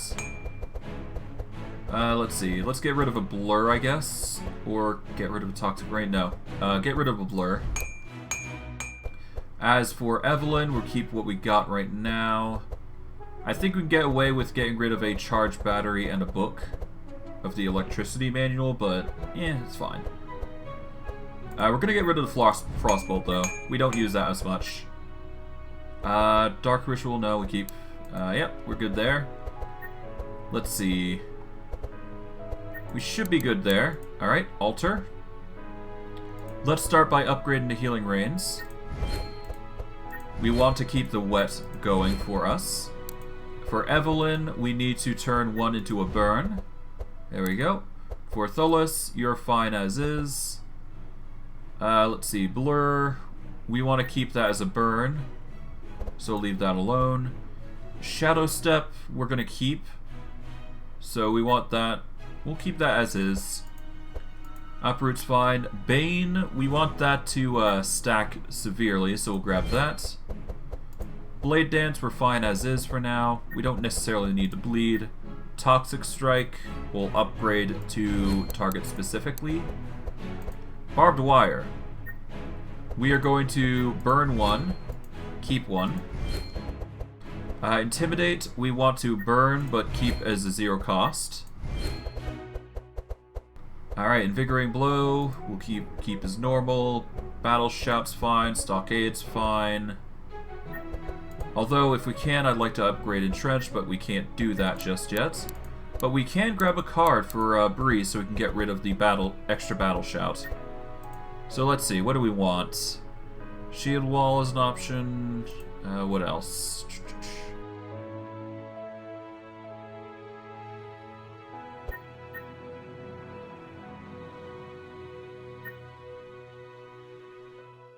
I do believe there was an attack to get thorns, wasn't there? Hold on. Was it a 2 cost, I believe? Where is it? Here we go, Spiked Ball. Apply 1 crack as well, and gain 5 thorns, yeah. We'll grab that. We will remove a Battle Shout from our deck, make it cheap. And I guess we can start removing some cards from Ottis while we're at it. Let's see. We don't need too many heals, so we'll get rid of that. We can just keep those burns. Innervate's going to be our staple. Let's get rid of the Sacred Bolt. Let's see, we got the Healing Rains. We don't need that Detoxify because we've already got a buffed up one. We'll keep 2 barriers, but honestly I'm not sure how that's going to go. We'll sell 1 at the very least. And I do believe we need a barrier anyways. Yeah, we need a Prayer Protection specifically.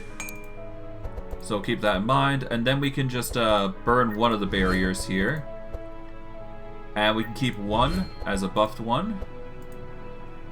That gives us 30 shards to work with. Yeah, it's fine. Alright, we got a sizable deck, but it's perfectly fine. Alright. Equipment, let's see. Heart Amulet grants a boost of vitality of 1 to charges. We can get Life Essence, which boosts vitality charges up to 2, which is pretty good. Veteran Armor, obviously good staple. Really depends who I want to give the vitality buffers to. Hold on. Okay, we got vitality from Battle Shouts. And I guess... yeah, no vitality from Ottis. So yeah, Bree is actually the best course of action here, isn't it? Which is really surprising. Okay, do we need anything else here, though? No. We'll just grab the Life Essence here. Veteran Armor is probably going to go on somebody else. I think we give it to Thuls. Sounds like the best course of action. Yeah, we'll give it to Thuls. We'll give Thuls the Veteran Armor, so that way he's a bit more beefy. And yeah, I think we're good to go. Alright. For this, we're going to go across to the... either we go to the Wounded Thief, or we go to the Beggars at the Gates. If we go to the Beggars, we should be able to get through the middle area here with ease, but we don't have the gold to support them anyways, so it's fine. We're just going to go through the middle and we'll be done with it. Along the way, you meet 2 beggar elves, a man and a woman both ragged and hungry. They tell you when the frost calamity descended from the skies and froze the city. They weren't there, and they were lucky. However, that ruined their way of life, and it's impossible for them to return to the city to retrieve their belongings. They want to flee Feyborg, but they had to sell what little they had to eat, and the prices to get on a ship are expensive. Each of them asks you for money separately. We'll give the woman 200 gold. The elf woman thanks you and tells you that she used to work as a royal guard in the city armory. She also tells you that the guards kept their best weapons and armors in a secret place in the armory. She tells you where that place is. She thanks you again, and you leave. Alright, to the guard post, we get the chance to get mass invisibility, which dispels mark and grants 4 stealth. Stealth is nice, but the 3 upgrade is actually really good. If we didn't have poison as a build. They're really making it hard for me to work with this build, or work against them, but whatever. We'll boost up adrenaline here. If we use Killer Instinct here, we get a nice juicy buffer. We'll use Blade Dance to follow up. We'll Shadow Step, and then follow up with the attack on the squirrel in the front here, which will get us 20 poison, and 14 for the rest. Okay. We can then follow up with a Spiked Ball Invigorating Blow combo if we wish. No, let's go for the 1,000 Needles and Spiked Ball build. There we go.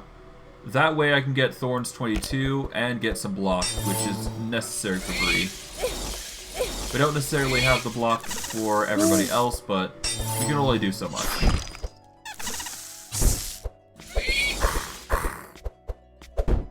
Okay, let's hope we survive this, because I know for a fact that debuffs and buffers are going to be removed like crazy for us. Thankfully, it's not that big a deal because they can't take away our block or shields, so that's a good thing. Okay, we're gonna go with Rain here. I'll get some card draw. Do Prismatic Field. We can do a Charge Battery on the Scrapper here. Electricity Manual to get the Charge Battery again. Get some mana. And be done with it. Next for Ottis, who gives out shields like crazy. I'm gonna boost up Atonement here. We can't use Unwavering Faith because we have no blocks. But we can use Renew here to give Evelyn a buffer here. We'll detox Thuls. And we will innervate, I guess, Thuls as well. Yeah, we'll innervate Thuls so that way he gets a percentage regen. Because the healing is a percentage for us, not anything else. Okay, the fan of icicles comes in. Thankfully, we got Toxic Rain, which comes in like crazy. We can throw in a Caltrops, we can use an Uproot here. And we can follow up with a Bane on anybody, really. We're gonna go for the Bane on the Scrapper here. Get some nice juicy poison there. And Blur real quick.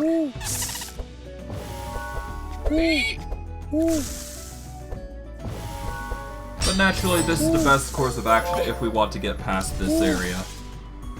But thankfully, because we're not fully focused into Frost, we should be fine. Okay, we're gonna go with... Let's see. Yeah, we should be fine. Okay, we're gonna go Electricity here. I guess Dark Ritual on Otis. Get a transmission going. Alright, I guess we could use a charge battery for next turn, so we'll draw it anyways and go from there. Alright, Otis is suffering quite a bit, but that can easily be alleviated if we use some healing. So use Prayer of Healing to start with, Healing Rain to follow up. Start throwing down the burns of heal, and then we buffer up Bree real quick with some armor for next turn. Okay. We will go with a Battle Shout and intimidate you. That will leave these squirrels to their near-death state, which will just kill them because poison. There we go. That's a kill. And now we can get Thuls to go for the kill on the Sentinel, which is actually really easy, I think. Yeah, if we use Black Talons, Toxic Strike, Caltrops, and Deflect with a charge draw. There we go. He'll go for the attack, and yeah, death. Okay, for cards, we managed to get things like Sunbeam. Sunbeam... It's tempting. It's a lot weaker than Holy Smite. But it does do Burn and Sanctify, which is not a fan. Which I'm not a fan of, so... We're not going to get that. We're not going to get Spectral Missiles, either. Electric Discharge. If we upgrade it, it would be okay, but it's not something we're going to focus on. Geyser. Geyser can transform cold into wet, it seems. But it's probably not going to be the best card for us, to be honest. I'd rather just convert it directly and go from there. So we're going to ignore Geyser for now. Saw Blade is fine, but not needed. Ricochet is okay as well, but not needed. So we'll get Shards. And we'll get Shards. To the next part of the forest. The obelisk's influence is corrupting the monsters in this area. As for what they are afflicting, when a monster deals damage, it applies 2 burn. We can either get access to an upgrade altar or a rare shop. Both are useless because we don't have much gold or shards to provide. So both are really useless for me. Okay, we're going to start with Song of... Well... Let us start with Black Talons. Then we're going to do Song of Celerity here. Toxic Rain, because we got an additional buffer going for us. Then we're going to strike the Druid here before we Caltrops. And off we go. Alright, we are going to use Barbed Wire for free. We will then use the 1,000 Needles here. We will intimidate the one in the front and use Spike Ball. So that way we get as much thorns there. Okay, the Scrapper's trying stuff, naturally. Okay, he is getting bleed though, so that's good. Alright, let's start it off with... Yeah, let's actually start with Icicle Barrage so we get 3 cards. That will increase the power of Cold Spark. we're going to use elemental proliferation here. That way we can get the cold spark off without issue. That way we can also follow up with a rain, which will also lead into the use of charge battery, electricity manuals for the charge battery, and then 3 icicles being sent at anybody, which ironically hits the Sentinel 3 times. Alright, we're gonna go with Holy Smite here. Gonna get the healing rain going before we use Anthem of Hope, and I guess we go for the barrier, which will give Thuls a nice juicy buff.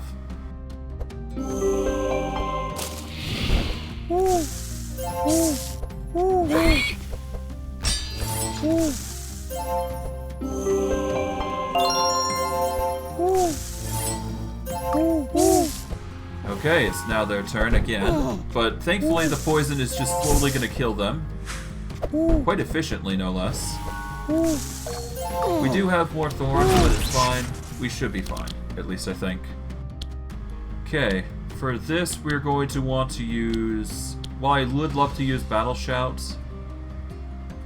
I guess I could. Yeah, let's use Battle Shout, why not? At the very least it gets us more vitality, which increases everybody's survivability rates, which is kind of something we need. We're then going to use Caltrops here. We're going to go for Deflect, see if we get something nice. We get Toxic Rain, which is good. We can then use Killer Instincts, and then follow up with a strike on the Druid here.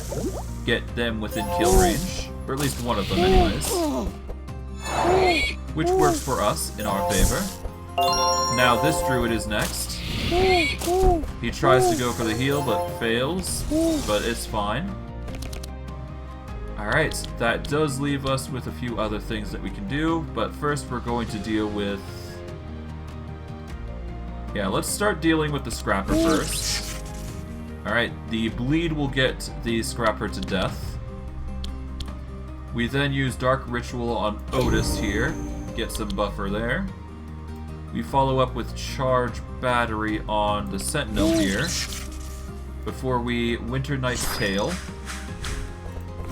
Do we have any cold spells that we can use here?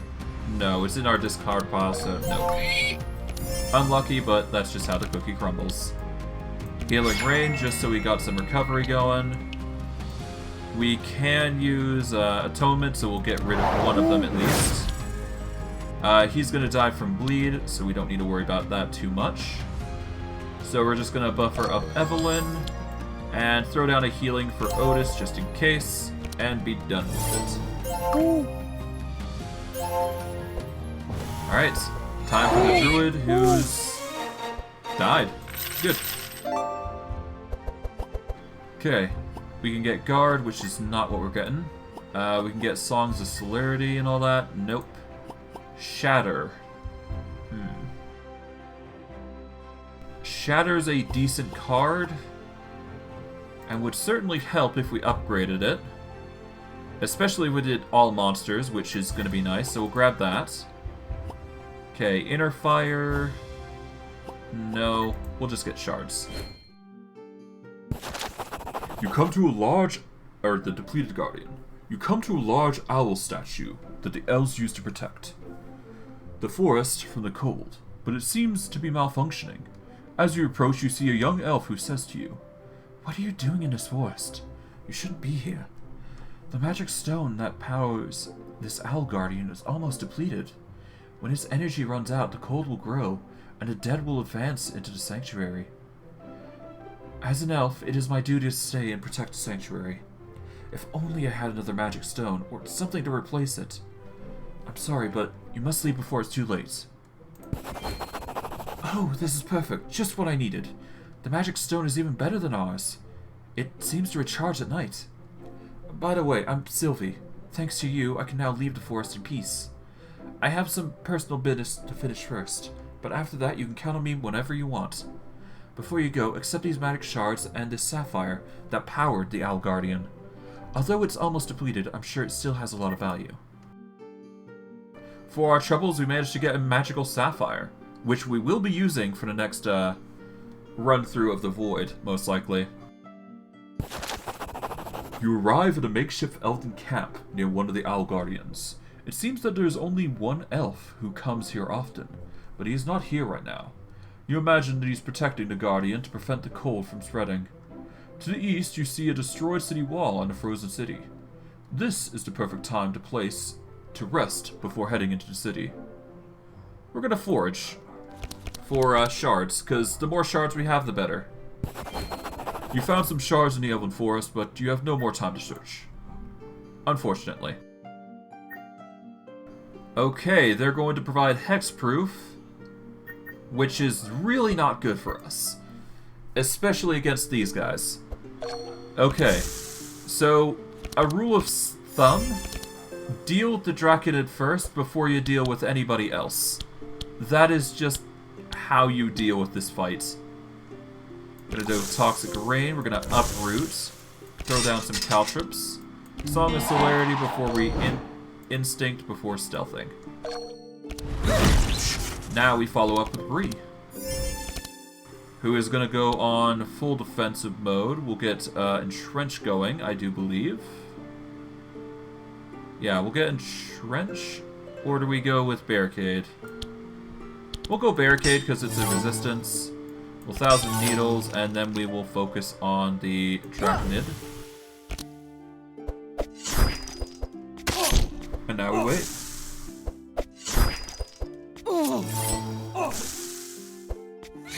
Yeah, no, the Snatching Claw is the worst part, to be honest. If we had used Ottis to heal with Regeneration, it just gets really nasty really quick. Unfortunately, cold spells are not going to be really good against them, so that's why electricity is more than necessary here. But all the same, we can do our best to just throw down as much cards as we possibly can. So yeah, we'll try our best. We can keep the icicles for later if we so desire, but I'm not going to do that. I'm just going to focus on the Draconid and just hope we get lucky. Alright, we're going to go Frost Nova here. Throw down as much icicle power as possible. We'll Cold Snap just to get the Frost Nova yet again before we smack everybody else. Just get as much as we can. The more the better. Alright, we go for Atonement on the Draconid. We then use... we'll use the heal on Bree. Follow up with Shield of Warding. And I guess a barrier? Yeah, might as well. They don't use holy or unholy abilities anyways, more elemental anyways. But yeah, I digress. Okay, we are going to use Black Talon here. Yep, Black Talon. We'll then use Blade Dance, I guess? Yeah, Blade Dance. That'll get the buffer going. It seems Bree is suffering from poison, which is fine. We'll manage, I do believe.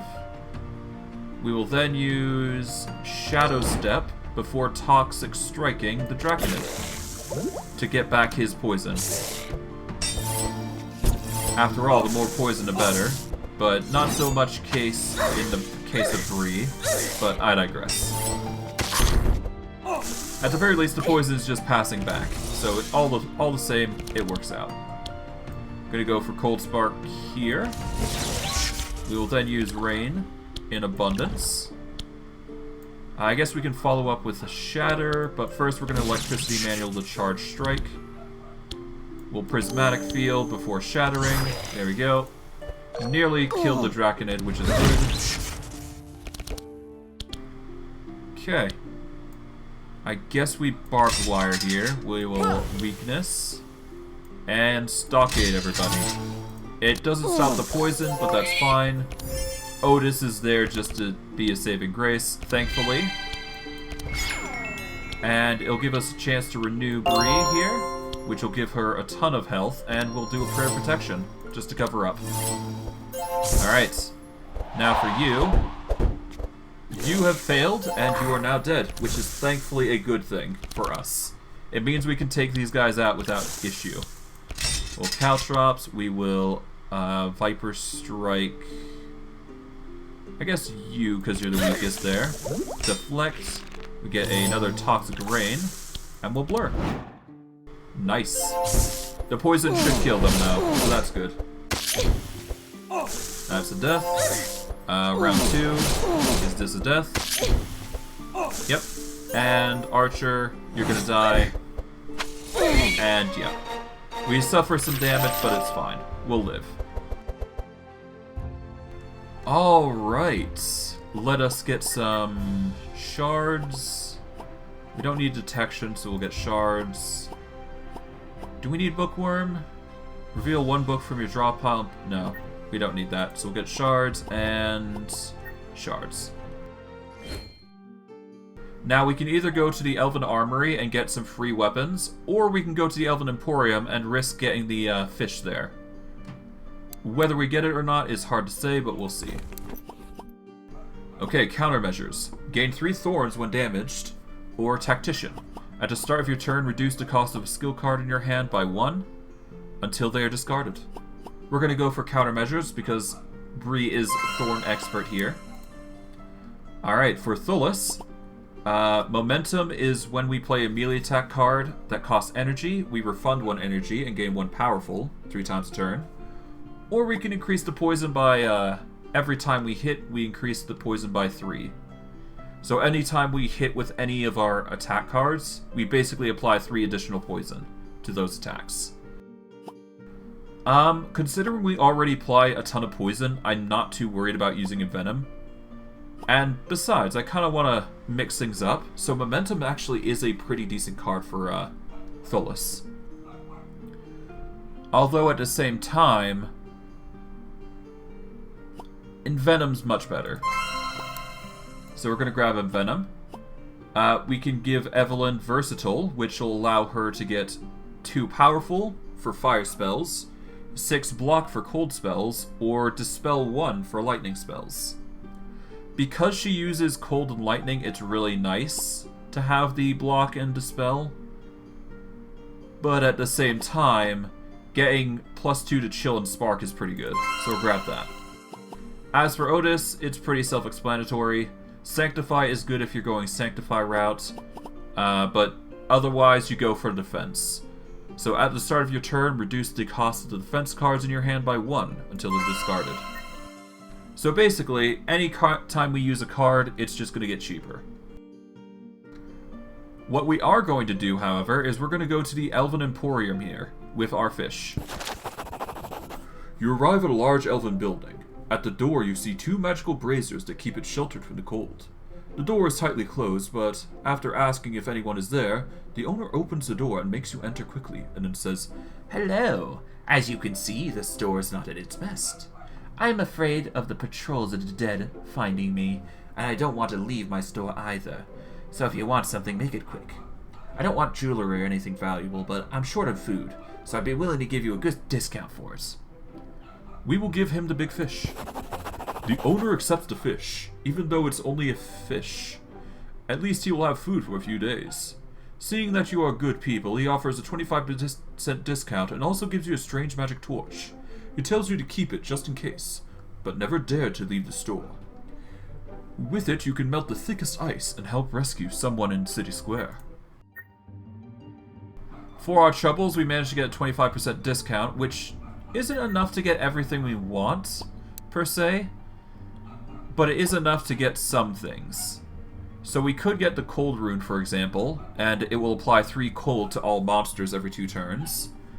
We could get the ice orb, which applies 3 additional charges to cold.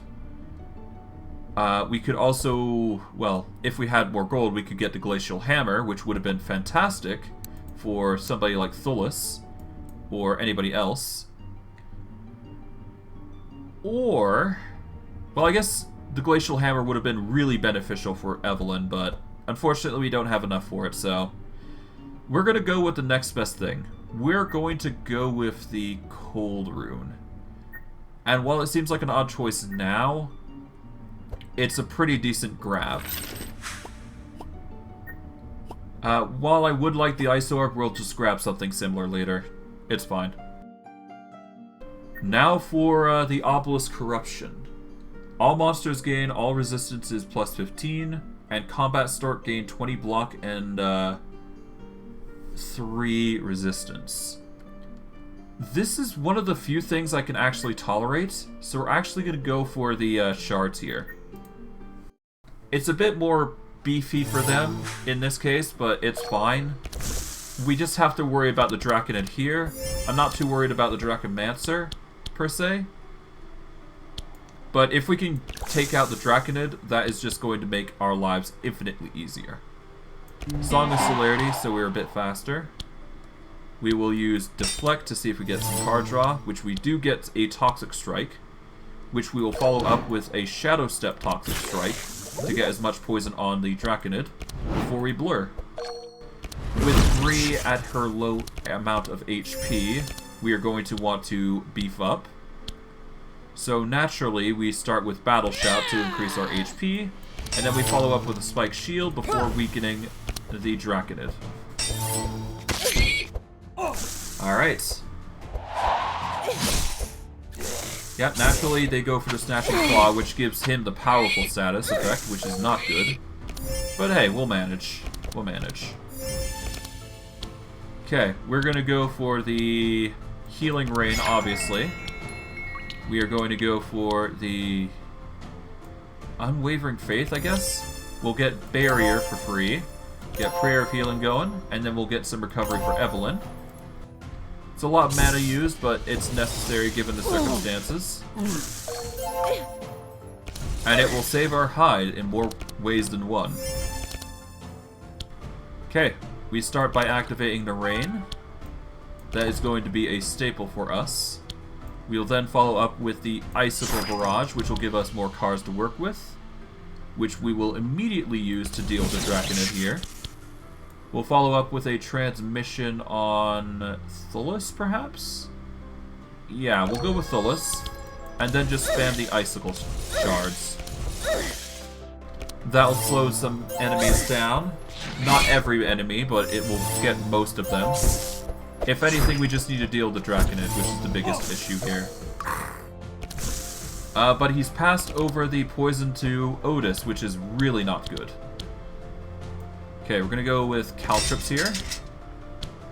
We can go with Killer Instinct for Blade Dance to get some poison going. We will Uproot, Viper Strike the Draconid again, and go for the Bane to increase the poison up to 50. That should significantly help us to some extent. We'll get the Barbed Wire going. And while we can't deal with the poison just yet, at the very least we can focus on... Let's see, what can I do? I guess I can Entrench here if I really wanted to. It gets us some blocks, so might as well. Alright. If I don't draw the card, yeah, I wasn't expecting to draw it, but whatever. We'll get Healing Rain, so at the very least we got some recovery going. We will do a Holy Smite on the Draconid here, before using a Shield on Ottis and using another on Bree. So that way we got buffed for next turn. And now we wait.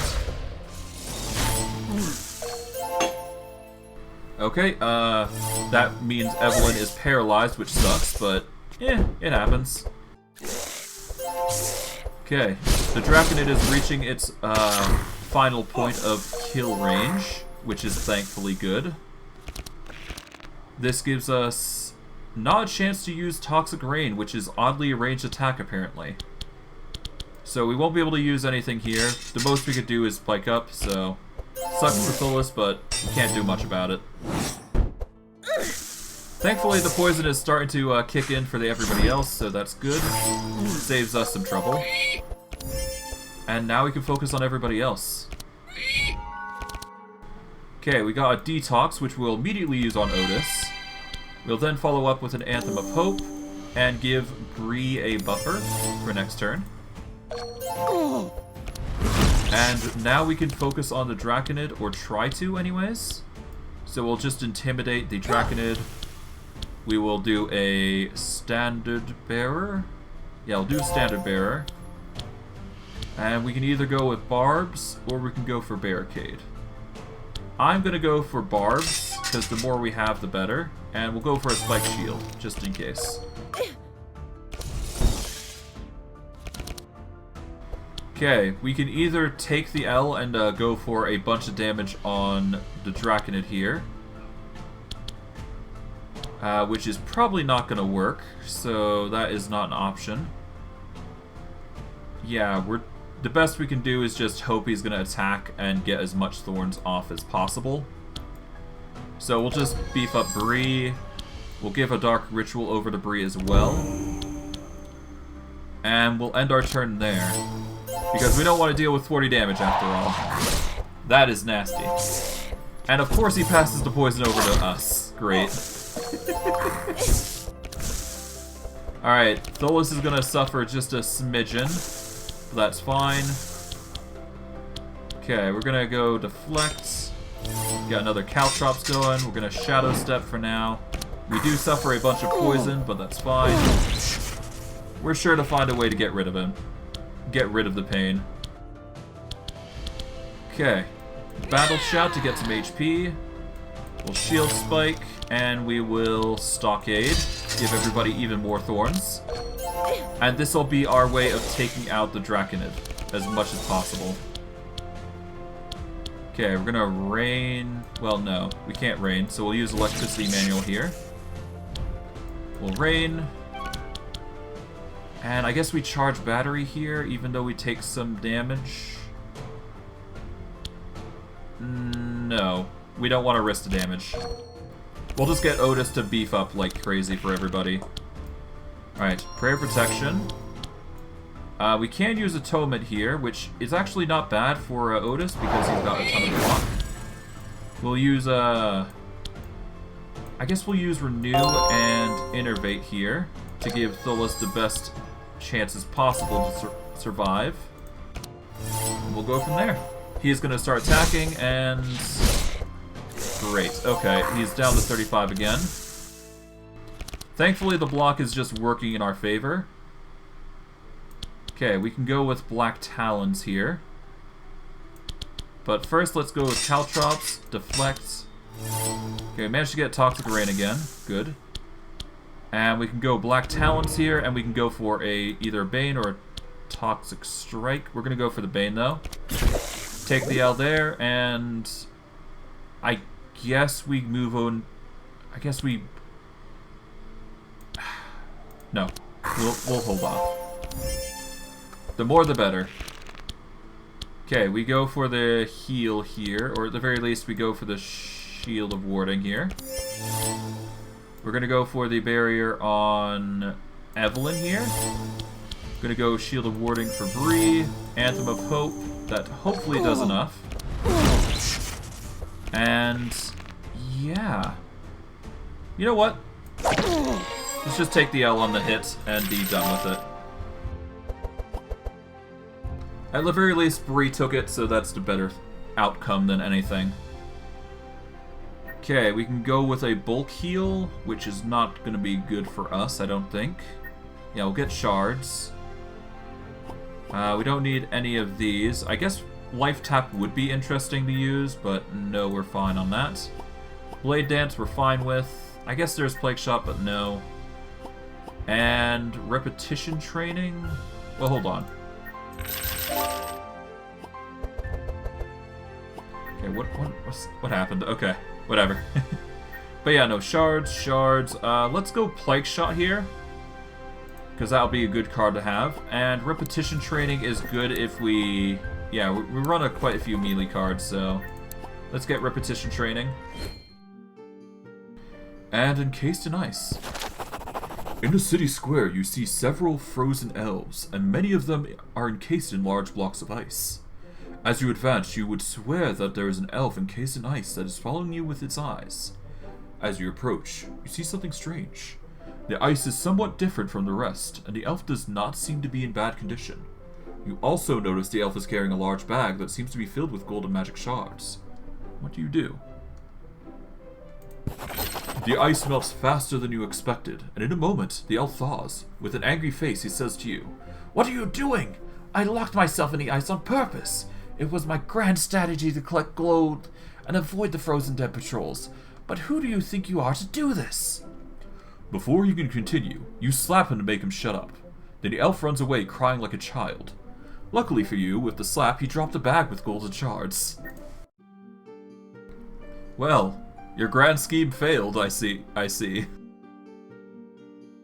Noxious parasites, again, not something we can deal with, so we're kind of stuck just dealing with the Draconid and hoping we get through. Alright. We've got Black Talons, which we will use in our advantage, but first we should... I guess we already got Stealth already, so we'll just use it now. We'll follow up with Song of Celerity. We'll do a Deflect to see if we get anything nice. We get Taltrops, so that's fine, and we'll just Blur. No need to use the Fangs too early, after all. Alright, next we're going to use Battle Shout. We'll follow up with Barbed Wire, an Intimidate, and a Standard Bearer. There we go. Get some nice juicy thorns going. Alright. Let's see. He gets to hit off with no issue. Okay. We don't get anything in particular here. I think it's a card draw sort of turn, I think, isn't it? Yeah, let's go for the Winter Night's Gale. Get some nice juicy cards. We'll go with Transmission to give Otis a chance to buffer everybody. We'll Mana Gem, so we got extra turns for later. And we'll save our mana for a big turn with Evelyn. Hopefully we can get a bunch of attacks, but we'll see. Okay, so Royal Guards. They are going to be a pain in the neck if we don't get to deal with them immediately. Gonna start with Healing Rain first. Okay, Atonement. We will then use Barrier on Bree. We'll then follow up with a heal... Well, Otis is fine. He gets recovery plenty of times. We'll Anthem of Hope. We'll Shield of Warding Thuls, because he'll need that for next turn. And we'll heal Otis just to be safe. You never know. Okay. He went for the attack there. Interesting. I see. He went to pass the poison off to Evelyn. Makes sense. We'll start throwing down Toxic Rains. We'll throw down Caltrops.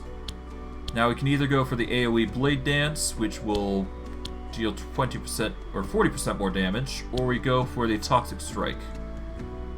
I'm going to go for the AoE, because we will need to deal with these bulwarks at some point. But I guess we're going to Toxic Strike the Draconid here. There we go. But yeah, no, these Royal Guards are going to be really bad for us, I suspect. Okay, we're going to go with Stockade, I guess. It'll grant everybody a buffer of thorns. Get some even more. And we will weaken the Draconid for this turn. Okay, the Frozen Bash comes in. The poison comes in like crazy. Alright, we'll go for another. Okay, that's 87. Which is really nasty for them. Oh, God. Did I miss... I misclicked. Great. Well, that sucks. Alright, let's detox. Let's renew. That's the worst thing. You just click space and it ends turn, apparently. Which sucks. Oh, well. Alright, I guess we'll barrier... Well, Thuls is not going to get anything this turn, so we'll just barrier up 3. We'll get some buffer for Evelyn. Just make sure they're ready for next turn. Okay. They stack up 100 poison for the Draconid. Okay. That's interesting. Oh, he managed to cleanse his debuffs, which is nice. Well, for them, anyways. Really wish I could get gotten the frost off, but whatever. These things happen. Alright. We're gonna go for Unforgiving Nature here, I guess. We're then gonna go for... I guess Spiked Ball? No, we're gonna go for a Spiked Shield here. And let's get repetition training for invigorating blow. So that way we got it for next turn. So a 1-cost invigorating blow is basically a free attack, I do believe. And yeah. Let's give some mana over to Ottis here. We'll then use the electricity manuals, which doesn't draw anything, so we guess we just go for the charge battery here. We'll then electricity manual for charge battery, cold spark, charge battery, boom. That works. And then Ottis just provides as much healing as he possibly can. Alright, Prayer of Healing. Holy Smite just to be safe on the Draconid, and Innervate just to be safe for... let's see. We're gonna give it to... let's give it to Thuls. He's got the poison after all. Okay, he's going to pass on the debuffs to Bree, but it's enough to kill, at the very least. Sucks that Bree is gonna die, though. Yeah, Bree is basically at death's door now. Great. Yeah, that one turn buggered me like crazy. Okay. I'm gonna have to kill this guy then. I can't risk Bree getting the kill, or dying there. She is low health, but we can fix that. We just gotta hope we're fast about it. Okay. Let's see. Demoralizing Shouts. That is a good staple card for Bree. It's a good debuffer, and it might help in the fight. I've got Plague Shots. We've already got Plague Shot, so we don't need another. So we'll get Shards. Actually, hold on. We got the normal Plague Shot. Yeah, we got a normal Plague Shot. So we'll grab the blue one because that's an upgraded version. We'll grab Demoralizing Shout. Do we need Shock Nova? It's a slow, but not necessarily what we need. Curse of Fragility, no. Vile Gas. X equals target's poison. Apply 2 poison. Oddly enough, this is an instance where I am going to grab Vile Gas. So we're going to grab that for Ottis, oddly enough. One of his few attacks. As you go up the stairs, you see the Frost Calamity resting in front of the Frozen Palace. That's a dragon. You realize it's not just any dragon, though. It's Feyborg himself. This ancient dragon roamed these lands and gave them their name many centuries ago. Feyborg is blocking the way and doesn't seem to bother to come after you. The cold is extreme. Resting is almost impossible, and the only option is to try and defeat him. Thanks to the torch, you take shelter from the cold and recover some strength. Unfortunately, the torch goes out soon. Now all that's left is you to attack Feyborg, and hope for the best. Thankfully, that torch has saved us as well, so that's good. So that's gonna be one of our few saving graces here. But I digress. We're gonna start with Caltrops here. Gonna get the speed up. We are then going to Blur Bane to get a nice juicy 24 poison. Next, because it's Bree, we are going to go for the Stockade, and we're gonna go for the Spike Shield and the Standard Bearer to get as much thorns as possible, which he will start suffering from a lot of poison and damage now. That is 116 poison charges. Jeez, that's a lot. Okay, we're gonna go for Healing Rain here. We're gonna go for Renew on Bree to give her a bunch of regeneration. We can then follow up with Unwavering Faith to do a Shield of Warding. And we can do a Barrier for Evelyn, I suppose. And we'll do a quick heal for Bree as well. And be done with it. Evelyn is frozen, but it's fine. We'll live. Okay, now he's thrown... oh, he's gotten rid of the poison, which sucks, but that's fine. We will find other means to poison him. Or just continue to poison him, really. Okay, I think the best course of action here is to Black Talon Toxic Strike. But we could probably get away with using a Killer Instinct as well. So here's what I'm thinking. I use Black Talon here. Then I go for Oh, he stole the thorns. Great. Okay, so we get uproot going, thankfully. Then we get killer instinct before we do a toxic strike. There we go. That'll get rid of any thorns that he's trying to, you know, usurp for himself. And we can just go stack up our thorns again. We'll get repetition training later, but we'll intimidate for now. Just get the weakness going. Alright, we go for another healing rain here.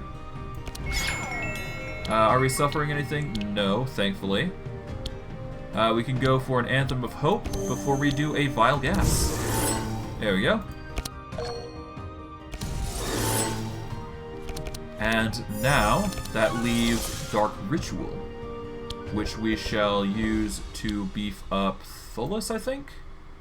Yeah, we'll beef up Thuls. We'll use Winter Night Tail to get some spells. We'll use Rain here. We'll pass the transmission over to Ottis. And let's go another for Bree so she gets more mana. And we'll beef up Evelyn with a mana card. Alright, Mystical Ice and Dragon Ward and all that. Okay, that's not fun. That's pain. Okay, the buffer's coming into play, but that's perfectly fine by me. Alright, let's see. Okay, if we do double Toxic Rain, we'll get rid of the buffer there. And that will stack more. Now, we can either go... I guess we go for the Shadow Step, Plague Shot, and then we'll do another Viper Strike here to get even more poison going. And now that leaves Bree again, which I do believe we can get away with Demoralizing Shout here if we wish.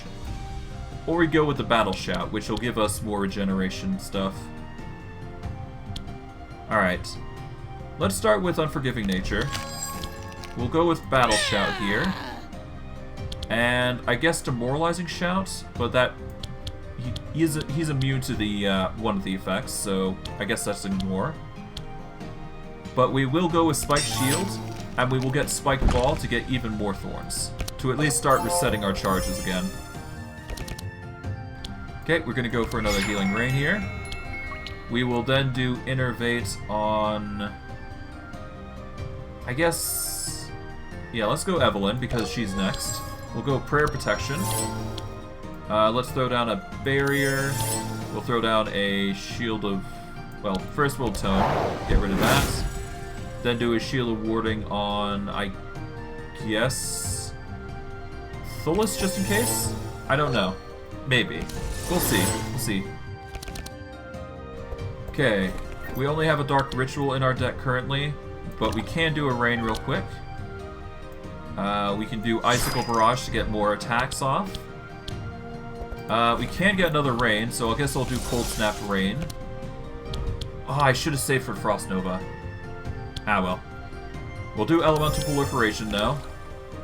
We'll start getting the stacks going. There we go. And that gets him to a nice juicy 70 ice, which is pretty insane. Okay, I think we can get away with a Plague Shot costing 3, so... Let's see, do we want Plague Shot? I think that's the best way to go about things. Or we go for the Blade Dance. I'm gonna go with the Plague Shot, though. Yeah, so we'll do Plague Shot first. We'll Shadow Step, and then Viper Strike. That'll get 133 poison charges. And now we just do the double Spike Shield build and Barbed Wire.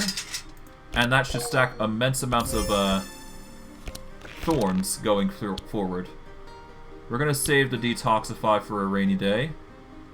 In the meantime, though, we're going to beef up Bree again. Do a Holy Smite, just so we get some juicy Sanctify going.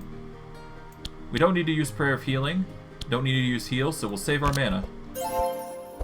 You never know. Alright, Dragon Roar, Frost Breath, Ice Prison. Okay, that's Evelyn frozen. That sucks, but it's fine. It happens. Okay, let's see. Oh, he's got Crystallization, so that's annoying, but we can't really do much about it. Ah, great. Okay, toxic rain. I guess we just leave it alone. We can't actually do anything here. We have to wait for next turn so we can get the poison off again. Kinda wish there was a way to interrupt cards, or at least cancel them out, but... yeah, there's no way to actually cancel cards out, so that sucks. Alright, let's see. I guess Invigorating Blow is the way to go here.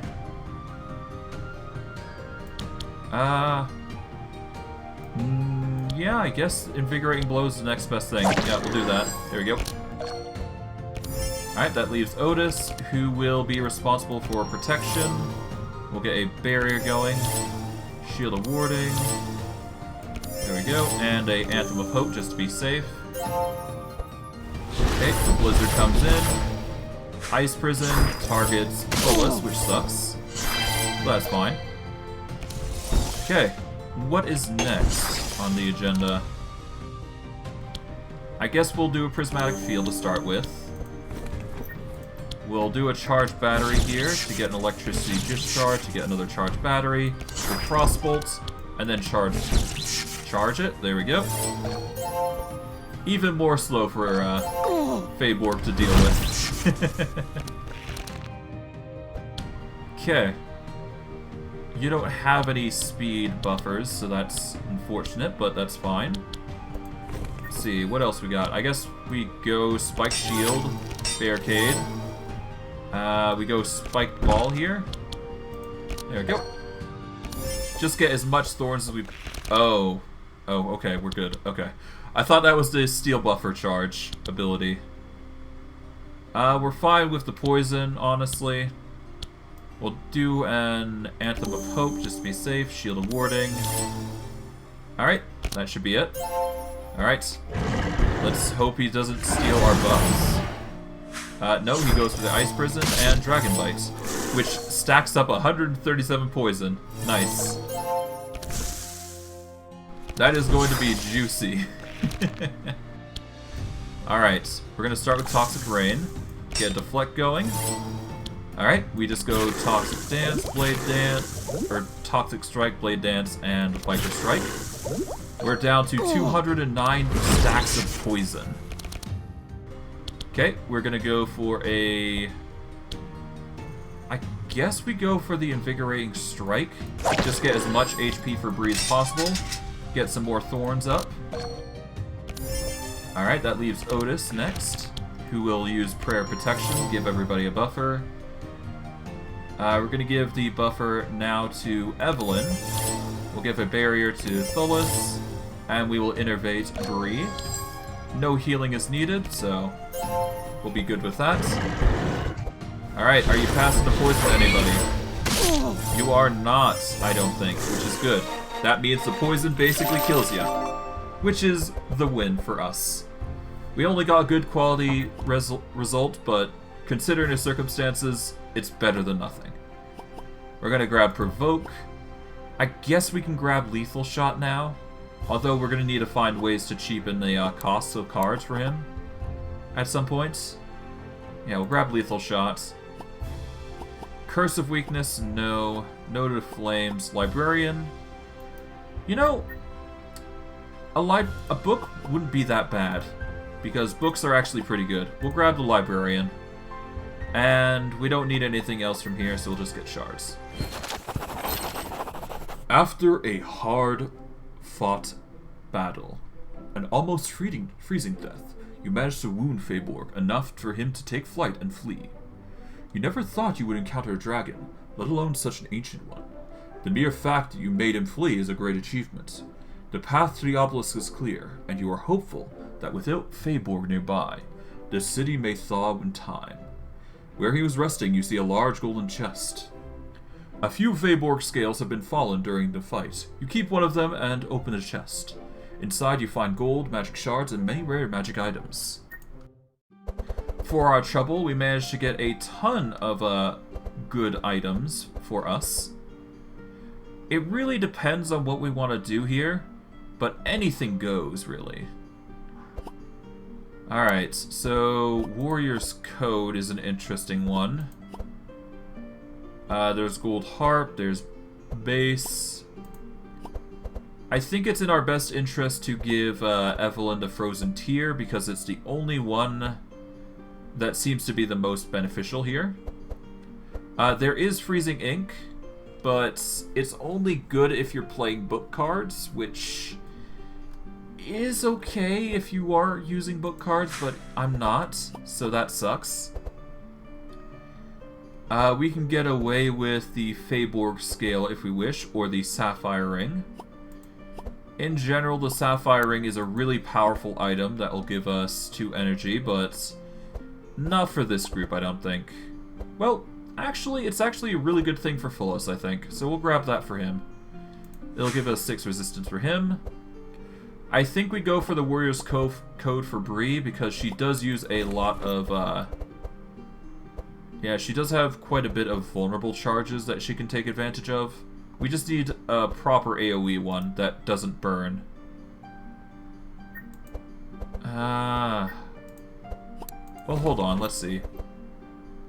No, honestly, actually, Thuls is actually really good with the Warrior Code.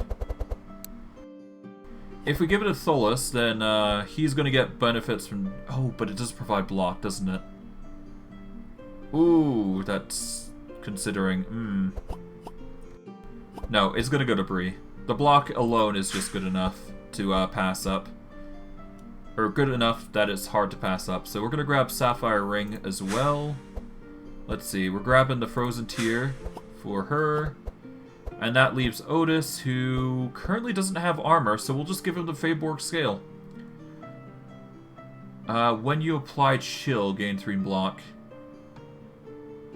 Oh, it does apply a massive slow, though. You know what? Hold on.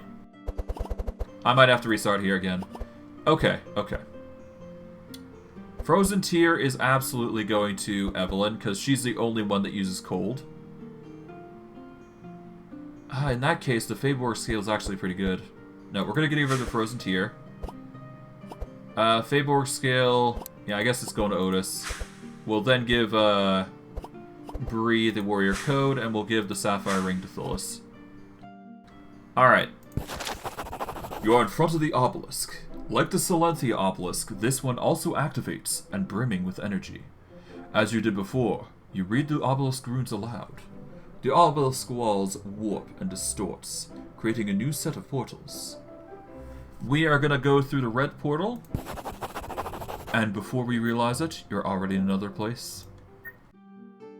The group crossed through their second obelisk, and before found a more recent trail of the princess and Lord Hanshek.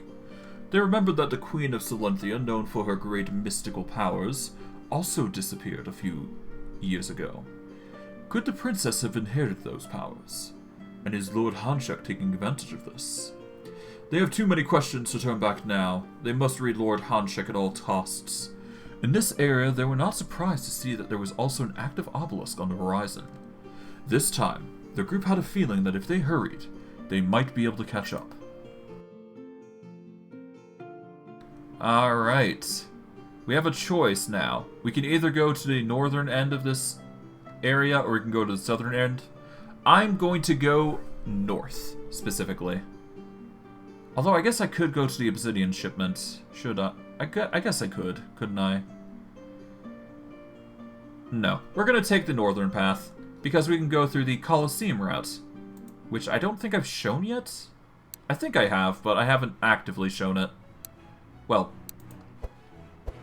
I'm not sure. I probably did at some point, but I do believe the one time I did try, the recording got corrupted, so... Yeah, we'll just try our best to get it done now. Let's see. Alright, let's upgrade some things. I think is the best course of action here.